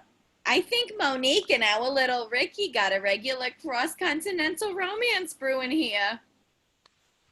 Him? Monique rises, explaining in French that she needs to use the bathroom. I need Yeah. a wee wee. Now what the hell's that supposed to mean? I think she needs to use the bathroom, Dad. It's broken. We don't have one. Oh, of course we do, honey. It's that way, Monique. Down the hall, second door on the left. Monique exits the kitchen. This is delicious sauce, Jennifer. She chomps gasoline-drenched French fry. Did you use some kind of liqueur? It tastes like the moonshine Ricky's pappy used to make, God bless him. She slaps Ricky on the arm and laughs. Lane is still in shock to hear Ricky and Monique are romantically involved. Him and her? Life is so unfair. Lane shakes his head, remembering his suicide, reassured that now he may as well do it. He reaches for his gasoline, then realizes the Smiths have consumed it all. Worse yet, Mr. Smith is about to light a cigarette. Mr. Smith, wait! Kaboom! Sorry. Cut to exterior of the Myers home. We see a large explosion blast from the kitchen window. All to inside Lane's car the next morning. Lane is driving Monique and Ricky to school. Ricky is in the back seat sulking. I'm real sorry your mom blew up like that. Ricky just looks out the window. My mom said the doctors say he'll be okay in a week or so. Guess he won't be allowed to eat any spicy food for a while. No chance of getting a reaction from Ricky, who is actually mad that Monique isn't sitting in the back with him. Lane decides to talk to Monique. Well, Monique, looks like it's just you and me now. How'd you like my dad? He's a little bullheaded, huh? Monique smiles as if she understands. He's a lawyer, you know. It's interesting that he could get so PO'd at someone for not speaking English when all he speaks is lawyer.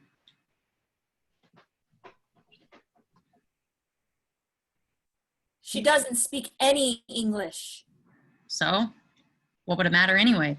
I mean, who really speaks English anymore?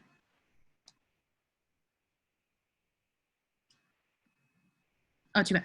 You think my dad's bad? You ought to hear my best. Correction, ex-best friend, Charles DeMarc talk. My mom only speaks recipe. My brother finds it totally unnecessary to talk. Then there's this Latin Neanderthal who tortures me at work. He only speaks post-homo erectus Bronx. They are stopped at a red light. Suddenly, the Japanese brothers are pulled up alongside them. Oh no, not now. I don't know. A comeback from Maya at this time seems awfully uncertain. pitted against so fiendish an opponent, this chance is so slim that this once great as the nerve, the drive, the desire to win that he once had in his younger days. Here's a good example. Two brothers. One speaks no English. The other learned English from watching Wide World of Sports. Which is better? Speaking no English or speaking Howard Cosell? Well, what do they want? The race. Why, that's illegal. You must respect the proper speed limit, Lane Meyer. The car is not a toy. Don't worry, Adventure Man. You're safe with me. The man has obviously admitted defeat. I, for one, hate to use the word yellow, but this is blatantly the case. A once strong competitor, too afraid of losing to play the game any. The light turns green. Monique reaches over with her foot and slams down the accelerator, catching the brothers, Ricky and especially Lane, off guard. The car tears away. For the first time, it's an almost even race. Cut to exterior of the street, loud church music. We see a large flock of nuns crossing the street. As the last one walks into the frame, we see that the church music is coming from a large ghetto blaster perched on her shoulder. In the distance, we hear the howl of approaching engines. Cut to Lane's car. I've got him. This time I really got him. From Lane's POV, we see the scattering nuns he's about to plow into. He quickly pulls the wheel, sending the station wagon rocketing off into some wood. Cut to the exterior of golf course. The car crashes out of the woods and fishtails to a stop. Lane exhales a breath of relieved air. Monique is sitting with her head in her arms. Lane is sure he scared her witless. He grabs her arm. Oh my God, are you okay? As her face is revealed, we see she is laughing hysterically. Lane is confused. Then finally, for the first time, he laughs too. Ricky is not amused. I'm telling my mom. Monique laughs louder. Cut to outside the school. Students are returning from their winter breaks. Lane and Monique are walking toward the school. Lane is carrying on animatedly as Monique chuckles. Ever since I got my license, those kamikaze pilots have been after me. If I just had my Camaro running, did you notice it? In the driveway. Camaro? Man, if I had the lady running, I'd blow their doors right off the street. Vroom. The sight of Beth and Roy walking arm in arm ahead of them cuts him off. Inside math class, Lane is sullenly listening to the math lecture by Mr. Kerber. Monique has pulled a chair up next to Lane to follow in his math book. He glances at Beth, who's eyeing Monique with just a smidgen of jealous curiosity. I hate this. I hate this class. I hate math. It sucks. Can't do it. He points at the math book, then runs a finger across his neck. She understands. Now, to make sure you all understand exactly what I just said, we will have a pop quiz. For some of you, this quiz will be an important determinant on your grade. He begins handing out the mimeographed quizzes to the groans of his students. He stops at Lane's desk. I suggest, Mr. Meyer, you show your French friend here how smart you are. If you flunk another quiz, you're out of this class. Lane sweats over the paper. When Mr. Kerber's out of their view, Monique grabs a pencil and begins figuring out the problem for Lane. He's astonished. You speak algebra trig? In the cafeteria, we follow Lane and Monique as they carry their trays to the lunch line. That's 2 first ones in a day and 98 on my algebra trig quiz. Boy, was Kerber confused at that little formula you use. It makes it go simple. Even I understand it. Why can't teachers show you those little gimmicks instead of teaching you the hardest way possible? Now let's see. Since this is your first time foreign country, I think it would be best if you steered clear of the cafeteria food stuck in the packaged food. Or stuck to the packaged food. Here. You ever have these before? We eat these in America. They're called Hostess Ding Dongs. And these, I bet you don't have these in France. Yodels? You ever see these things? No? They're excellent. Here, snowballs. Drake's Cakes, Coca-Cola. He continues piling the foulest of U.S. junk food on their trays as they head for the cashier. Cut to the cafeteria table. Lane and Monique are sitting at a cafeteria table. She eats her junk food with politely hidden distaste as Lane wolfs it down nonchalantly. It's good, huh? He rubs his stomach with his hand, a big grin on his face. She understands and nods, a mouthful of pink snowball. After a while, you'll get used to it. Or you'll get used to regular food. After eating my mom's, you'll be able to tolerate anything. He sticks his fingers down his throat in a vomiting gesture. She understands, sort of. Don't get me wrong. Mom really means well. cooking's her new thing. She cooks all the time. Believe me, it's a lot better than how she used to be. See? She was in this cult. We had to have her deprogrammed and everything. Cut to interior of the airport. Lane's mom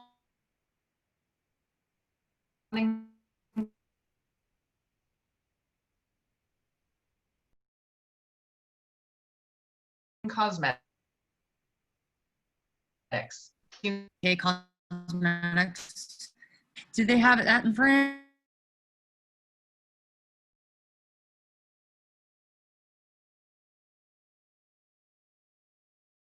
Lane.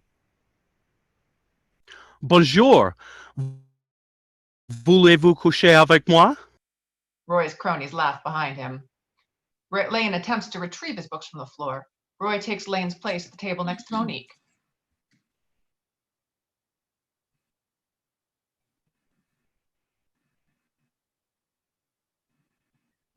And then Roy says, I was muted. Hey, I just wanted to ski team's captain on Sunday. Since I'll be in college next year, if you want to be captain, all you got to do is beat me. The tryouts won't be the same if you're not there, champ. So what are you and Meyer talking about? Is he telling you what a great lover he is? Has he puked on you She yet? only speaks French, Roy. She doesn't speak imbecile. Roy's cronies say ooh and ah as if a fight is brewing. Cut to under the table. Monique is shaking up her can of Dr. Pepper. Cut back to the table scene. It's not a good idea. Look, Oscar Meyer, there's one language I speak that all women understand. Just ask your last girlfriend. Roy turns to Monique and puts his arm around Want to her. learn some new words? Monique answers him by opening her can of Dr. Pepper under Roy's chin. Roy is doused with soda. Shit! You stupid! Monique acts as if it was an accident, babbling apologies in French. Beth shows up. What's going on?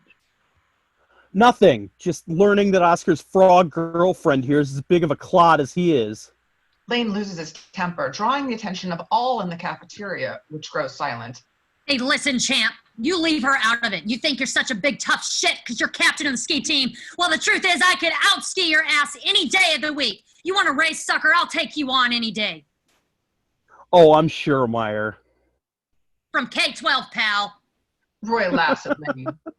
He takes Beth's arm and leads her away from the table, angrily wiping soda from his face. Chicken. Roy turns around. A wave of laughs and murmurs ripple through the crowd. No one has ever challenged this guy before. What did you say? Anytime, you name it. You're digging your own grave, Meyer. No one has to know, just you and me. Sunday, 4:30. You're on. Roy huffs and drags Beth away. Suddenly a voice booms over the loudspeaker. This Justin, Lane Meyer will be racing Roy Stalin down the K-12 this Sunday at 4:30. A group of students gather around Lane to wish him luck. Woohoo! All right, see you there, etc. Cut to the Myers driveway. A car pulls into the driveway. Lane gets out in a dazed state. What? Am I brain damaged? Maybe I could work from the oil fields. Iran, Libya. I bet they could use some slave labor. Lane is up the driveway when a volley of French from Monique grabs his attention. He turns to see her pointing to his Camaro covered by the tarp. She's asking him something that he can't understand. That's my Camaro I was telling you about before. He gestures with an imaginary steering wheel, then runs a finger across his throat as he grabs his keys from the garage. It doesn't work. Nothing works. Look, why don't you look in my way, brother? Why don't you look in on my brother? He's building a space shuttle from household items. I got to get my edges sharpened to see if they sell cyanide over the counter. Lane throws his skis in the wagon and takes off. Monique watches him go, then eyes the tarp-covered car. Cut to outside the ski shop. Lane is carrying his equipment inside. So what? Maybe this is the time to really prove yourself. I mean, come on, it's just a ski slope. Lane smiles and enters the shop. Inside the store, a man comes to the counter in a wheelchair with broken arms and bandages. What'll it be, Meyer? Smitty, what happened? I got this danged idea I could run the K-12. You know, after the Olympics, everything seemed easy, but Lane gets in his car. This is as bad as it will ever get. Lane is horrified as an upside-down face appears looking at him through his windshield. It is Johnny Gasparini. I want my $2. Johnny pounds on the windshield. Lane turns on the windshield wipers as if they might help. They don't. Cut to a car weaving drunkenly across busy streets. Johnny doesn't budge and continues screaming and pounding on the windshield. Cut to inside the car. Lane is terrified. Suddenly he sees something in the distance. Salvation. Cut to a careening car. Cuts across 2 lanes of traffic and screeches into an automatic car wash. Cut to the other end of the car wash. Lane's car, sparkling clean, tears out through the other end of the car, and Johnny at the car wash, and Johnny is no longer on the roof. Cut to exterior of Myers' home night. Lane's station wagon pulls into the driveway. Something catches his eye in the next yard. From his POV, we see Monique angrily throwing lemons at a street sign. Lane approaches her. Hi, Monique. She ignores him. She continues to throw lemons. Something wrong, Monique? More lemons, more silence. Well, it was nice talking to you. He turns to leave. Hell yes, something is wrong. This, how you say, doghead is an unleashed sex fiend. Huh? Ricky, he will not leave me alone. He thinks because I stay here, I'm his love goddess. He's prostrate. No, prostitute. A smile comes to Lane's face. You big faker. Holy shit. You speak English. Of course I speak English. I speak English very good. I will not, however, speak Mrs. Smith's, what did she say, international language of love with her reptilian son? Ugh. I don't believe this. You've understood everything we've said.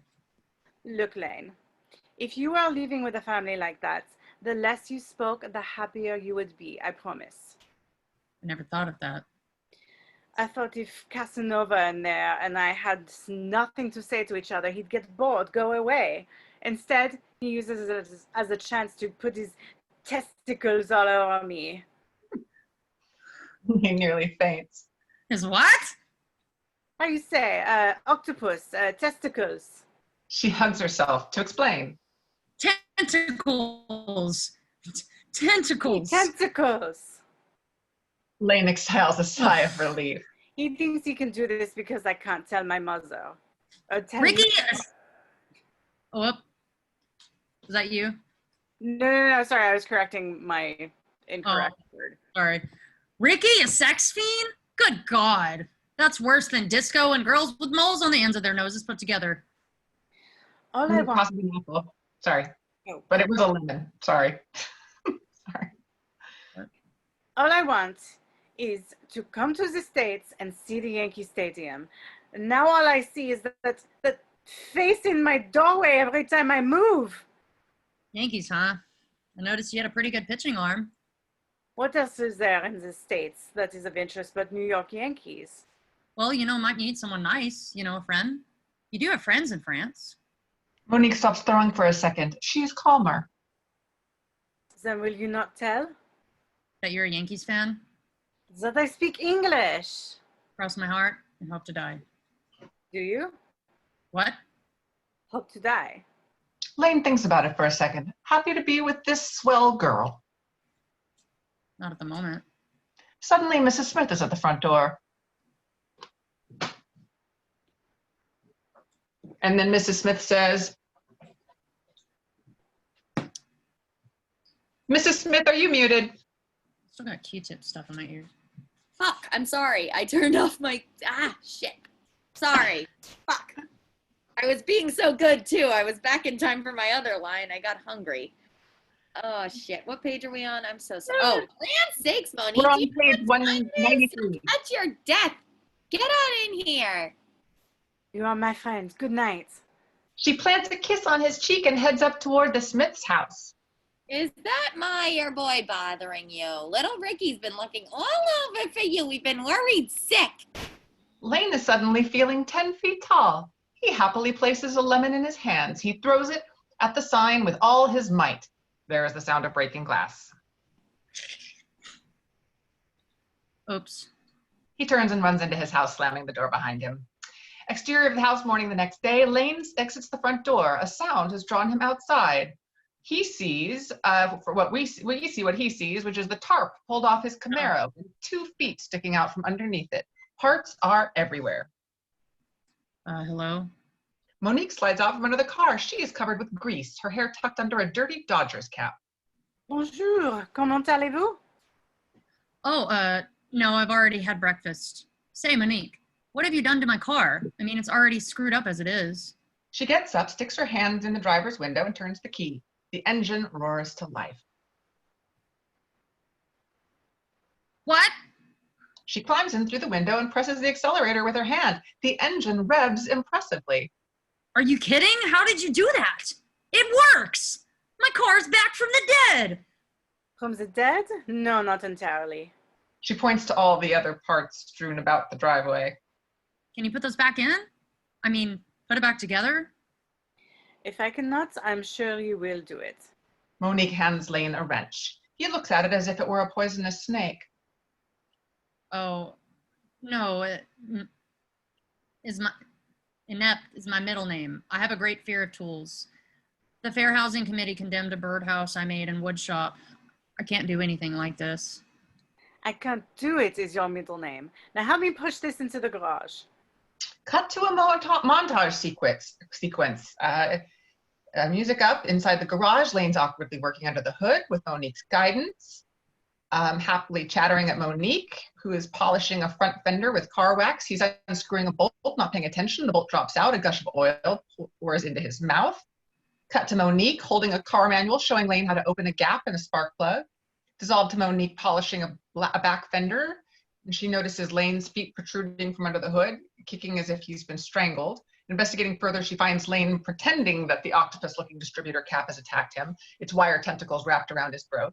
She laughs at his little prank and her concern. She slams the hood down on his head. Dissolved to Lane is unscrewing another bolt with a wrench. You're amazing. How do you know all this stuff? Some things are not that hard to understand, Lane. You just have to try. Like you, for instance. You seem to think of all these ways of killing yourself, yet you never do it. Why is this? Isn't that a little personal? Of course. But have I told you all the sordid details of my intimate sex life with Ricky Smith? I just figured you could explain your death wish. I don't know. I guess it's mostly for attention. That girl who stood next to me at the blackboard, Beth, we used to go out. At first I thought I just couldn't live without her. You would die to get the attention of this woman? You know, Lane, there are better ways of getting attention. Yeah, well, I guess she dumped me for that slime bag, Stalin. I guess I just... He stops turning his wrench and he suddenly remembers. Stalin? Stalin! That's tomorrow! I said I'd race him tomorrow! This is what I speak of. This is a good way of gaining this attention. Why not beat him? Are you kidding? I can't possibly beat him. I ski okay, mind you, but not that good. I can't win. I can't certainly is used often in your language. You were raised to be a failure. Were you raised to be a failure, or was it self-taught? It's an intricate part of my genetic makeup. I think that all you need is a small taste of success, and you will find that it suits you. Huh? Monique holds out the car keys. Lane suddenly grasps her meaning. Outside the garage door opens and the Camaro pulls out. Out in the street, Yi Suk-ri and his brother Chen have picked up a couple of girls. They're all eating Japanese food with chopstick as they chatter and laugh. At the stoplight, the roar of an engine catches their attention. Lane in his lean, mean racing machine pulls up alongside them and revs his engine. It growls like a dragster. Yi Suk does not even bother to go through his Howard Cosell act as a look of panic contorts his face. Everyone in the Falcon puts on crash helmets. The light turns green. Lane's car races away with a blast like that of a Batmobile. The Falcon is left stranded at the light, lost in a cloud of Lane's exhaust. The Dates, pissed off, leave the car, coughing and choking. The brothers cannot accept defeat. They blame each other. Soon they're locked in a stranglehold as we dissolve to the exterior of Pig Burgers that night. A sign on the door reads closed. The newly reborn Camaro pulls into the darkened Pig Burger parking lot. Lane helps Monique out of the car using the key Rocco gave him, leads her into Pig Burgers. Cut to inside Pig Burgers. Here in the pitch darkness, Lane leads Monique to a table. He strikes a match and lights a pair of candles on the table. As the candles light the room, we see that Lane has made up one of the Pig Burgers tables to look as fancy as any expensive restaurant, complete with romantic candles, rose centerpiece, and his mom's best silverware. Next to the table is a champagne bucket with ice and a bottle of champagne intact. Lane sits Monique down and heads for the kitchen. He returns with 2 delicious-looking dishes, apparently made with Pig Burger supplies, but nonetheless elegant. He pours champagne into their crystal glasses and raises his glass to her.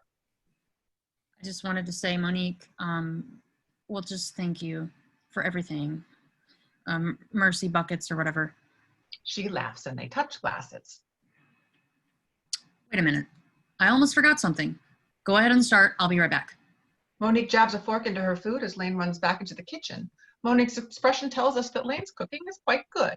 Lane returns with his saxophone. Cut to the exterior of Pig Burgers. As a full moon rises over Pig Burgers, we hear Lane serenading Monique with a romantic rendition of the theme song from Flipper. We pull back a little to discover our escaped burgers nuzzling each other on top of a trash can. Dissolved to exterior of the thruway. Day, upbeat music comes up. We see Lane and Monique cruising up the New England thruway, ski equipment on the top rack of the car. Cut to scenes around Brody Mountain. Olympiad-type music wells up. We see that this is a party for Greendale High as the band plays and skiers celebrate the crowning of a new captain. We hear a familiar voice. Cut to Yi Suk Ri sitting at a table with his brother. The festivities are behind him. He is talking to us as if we are television viewers. He is in his best Howard Cosell form. The mountain, the myth, the men. Here we are on this brisk Sunday morning on the perilous Mount Brody, awaiting the awesome spectacle of man against mountain. 2 races, snow gladiators, if I may, battling not only each other, but the elements to reign victorious over the deadly K-12 run. Howard? We pan from Yi Suk over to the real Howard Cosell. He looks out at us with the same earnestness. There is no doubt about it, Yi Suk. The struggle of man against nature has always proved awesome. Today will be no exception. Cut to the top of the K-12 run. Lane has taken up his usual stance overlooking the tremendous drop. Monique, also on skis, is standing next to him. Look at this. I mean, how am I supposed to live through this? It's easy. Goes that way, really fast. Watch, it's not sweat. Monique pushes off and gracefully sails over the glacier face. She makes a few quick turns to slow herself down and stops before the wooded part of the slope. No sweat. Now you. I'm telling you, Monique, I'll get clobbered. And, oh, sorry, that's not me. And maybe we should just go home. It's only 1.5 years till I go to college. If you wish to act pathetic, fine. I will ski with myself. I think you are, how you say, coward? Coward? A cow turd? Molly? Hell, if you can do it. He jumps off the fence. Did I say Molly or? Moi. Oh, moi.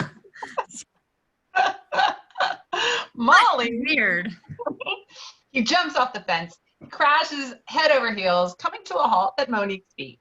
He lies there, still not moving. Monique shakes him, frightened. Lane? Lane! He opens his eyes, smiling. No sweat.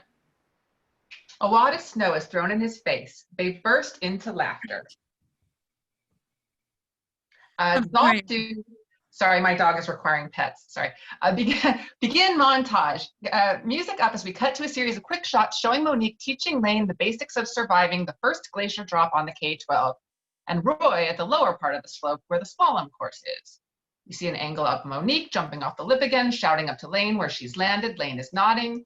We see an angle of Roy hitting the slalom gate. He's an incredible skier. He crosses the finish line long before his opponent. Beth cheers him on. We see an angle of Lane jumping off the lip successfully, regaining control at the bottom by stopping a cloud of snow. We see an angle of Roy getting a leg rubbed down by another team member just before the go signal sends him blasting down the slalom course once again. Angle on Charles DeMar offering Howard Cosell some ready whip. Angle on Lane skiing through the wooded part of K-12 with Monique. Both have good speed and good control. Slow motion close up on Roy's face, overconfident and smiling as he wins another race.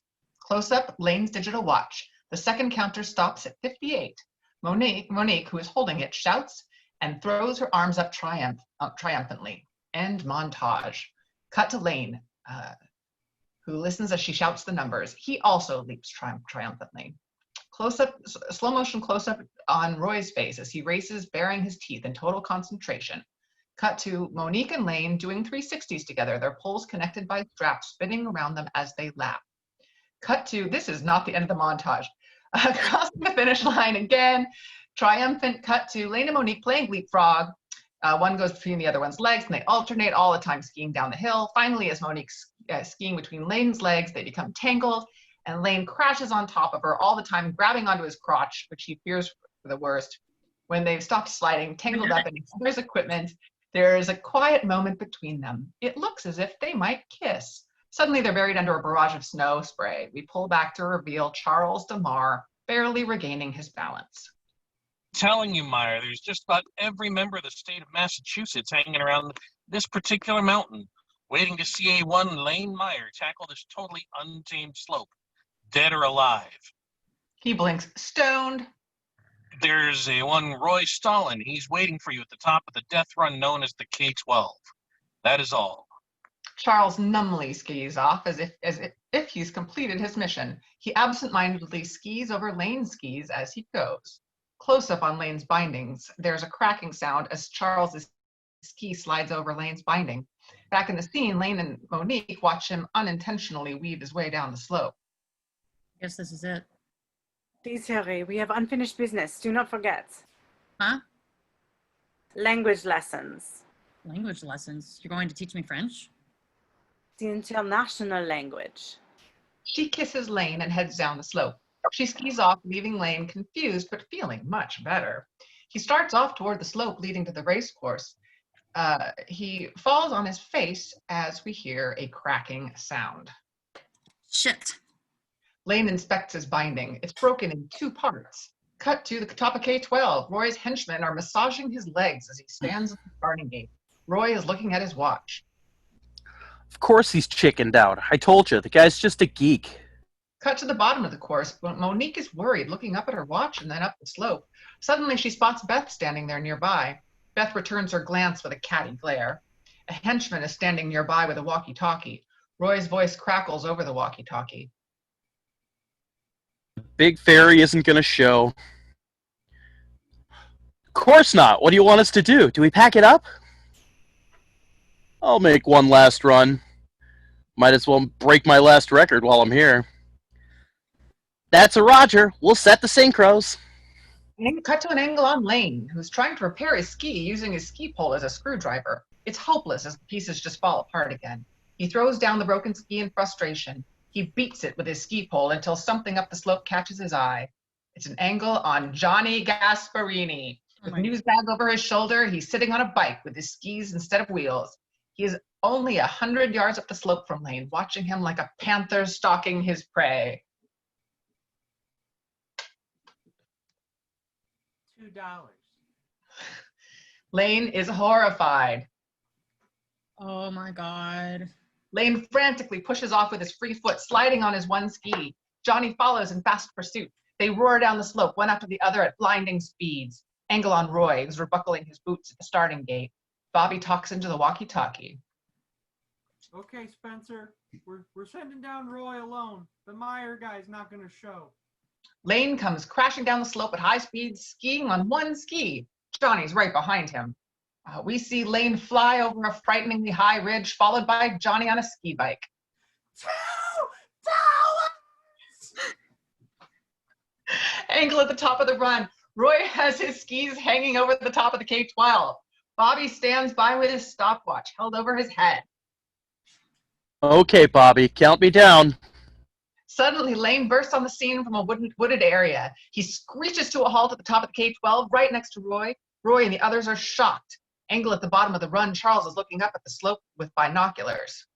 Myers on the hill. The crowd cheers. Monique smiles proudly. Angle at the top of the run, Roy is shocked. Lane does not even notice him as he looks over his shoulder into the woods.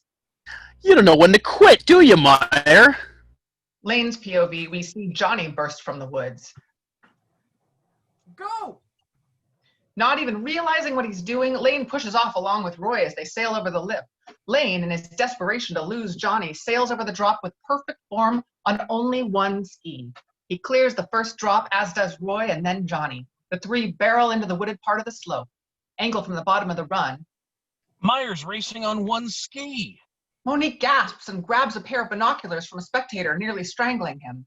Through Monique's POV, through the binoculars, we see Lane giving Roy a race for his money, even on one ski. A third psychotic-looking figure is not far behind. They're coming out of the woods. What's that? There's something following them. Looking up at the slope, Roy and Lane head for the last part of the course, the giant slalom course we've been watching Roy race down. They begin running the gates, neck and neck. Johnny, only a few yards behind, enters the course. His ski bike cannot maneuver the treacherous turns. He plows into a number of gates and sails off into a cloud of snow. Now it's just Roy and Lane. Angle at the bottom of the run, a large crowd is watching the race. From the crowd's POV at the finish line, the crowd are growing wild as Lane and Roy weave through the last gate and tuck across the finish line in slow motion. Roy beats Lane by only a second as Lane is still nervously looking over his shoulder. Back to the scene, the crowd descends on Lane as he skids to a halt. Beth runs into his arms. Lane is taken aback but realizes he's made all his dreams come true. He accepts a kiss from Beth. Unreal. Completely, totally, utterly unreal. Yi Suk and Chen also make their way to Lane. Roy is dejectedly pushed to the back. Oh, Lane, I knew we'd end up together. On the outskirts of the crowd, Monique is watching Lane's moment in the sun. Suddenly, there is a slimy, gloved hand on Monique's shoulder. She spins around to find Ricky and his bandaged-faced mother. We have been worried about you, Monique. He takes her by the arm. Mrs. Smith takes her other arm. Just what do you mean by running off like that? They start dragging her toward the car. Cut to Lane among crowds. Yi Suk has pushed a microphone in front of Lane. The race was truly a sublime metamorphosis of the Lane Maya. I think that the crowds were expecting to see here at Brody Mountain today. Perhaps you could tell us what brought you on this enchanting, exhilarating feat. Lane looks around him. He looks at Beth. He thinks, then unwraps her from him. He spots Monique being dragged away by the horrible Smiths. Language lessons. Lane runs from the crowds. Language lessons. Inspired words from a man who knows how to ski. Lane is now upon the Smiths. He grabs Monique from their grasp and throws her over his shoulder. He has become, in a way, the cartoon hero from the opening title, intent on saving the damsel. Put her down. She's coming with us. Oh, no, she's not. Ricky picks up a ski pole and holds it up like a sword. It would be wise to do as Mother says. Lane also picks up a ski pole. The two cross swords. As Lane backs up with Monique over his shoulder, he sword fights with Ricky and ski poles. Ricky knocks Lane's pole out of his hand and, drooling, horribly closes in for the kill. Lane dodges his lunge, grabs the ski pole, and swings Ricky into his horrible mother, sending both crashing into the snow. He runs for the Camaro, throws Monique in, and tears out of the parking lot. Cut to the exterior of the throughway. Music up as the Camaro blasts by a sign declaring, "You are now leaving Greendale." Dissolved to an overhead view of the Camaro driving along a jumble of turnpikes. Los Angeles Skyway can be seen in the background. Long dissolved to a sign which reads, Dodger Stadium. Cut to interior, Dodger Stadium day. We are sitting on the hood of the Camaro in the middle of Dodger Stadium. Lane is serenading Monique with the theme song to Flipper on his saxophone. He puts it down and they kiss. They continue to kiss as we pull back down along Dodger Stadium. As the camera pulls away further and further, a new sight comes into focus as a figure on a bike passes us intently, pumping toward the smooching couple. It is Johnny Gasparini. Fade out. Titles begin. And then post the end of the movie, there's a fade in on the Meyer house night. Mr. Meyer has finally fixed the broken garage door. We hear the sound of rocket engines. Mrs. Meyer runs out of the house. After a beat, Badger and his NASA space shuttle made from homemade items blasts to the roof and roars into the starlit night. An orchestrated version of Flipper comes up. The titles continue to roll. The end. I wonder if they couldn't get the rights to the Flipper song. That's what I'm guessing. That is 100% what it is. Because that would have been so fucking cute. Right? But it's okay. Yeah, but they got Van Halen. I mean, what year was this? What year was this movie? This was like 86-ish. I mean, Yeah. Van Halen would have been a huge deal. Yeah, it's after Jump, so. Yeah. Well, yeah, that's where they spent all their money. Yeah, that's half the budget. That was that one song. Yeah, so she's like we're gonna slow our residue in my ears and my nose. I think they talked about it a little. About 5 years ago, they did a reunion. It was like a 30-year reunion at the Egyptian, and a lot of the cast was. The mom was there, and she's super old and adorable, and everybody was like tending to her. It was great. She was clearly the star. There, Lane was not, but a lot of other people were. Yeah, John Cusack has always had issues. Yeah, he hates this movie. Yeah. Oh, but speaking of John Cusack, if we ever have the opportunity, we should do Love and Mercy. It's like about the Beach Boys or whatever. Oh, the Brian Wilson movie. Yeah, that's a powerful movie. That's an intense one. I haven't seen it. Well, it is. It touches up on his like. It's good though. I actually loved the album because I grew up with it. Brian Wilson album. The Brian Wilson album, Love and Mercy, because it's amazing. But yeah, no, I mean Pet Sounds too. But like that, I remember when that movie came out, and I was like, oh, I love that song. If you like Brian Wilson, you should check out Aunt May. Show. I'll check that movie out. I've never heard of it before. Oh yeah, it's great. It's him and Paul Dano. It's really sad too because they really focus on Brian Wilson's what the hell did he have? Not paranoia, schizophrenia, or no? I think he's schizoaffective. Yeah, they really play on that, and like it's believable that Brian Wilson has, or that John Cusack, Brian Wilson has schizophrenia. And freaking Paul Giamatti like plays his doctor that's super controlling, and that's super believable. Paul Giamatti is so rad. Yeah, he is. I heard once you can't make a biopic unless Paul Giamatti has a part in it. It's a Hollywood rule. I think you might be right. It's the rules. Accurate. I gotta go. The rules. Hey. Bye. Good night, you guys. That was super fun. That was really fun, everyone. It was. Can't wait till the next one. I'm gonna go eat food. Mwah. Go eat food.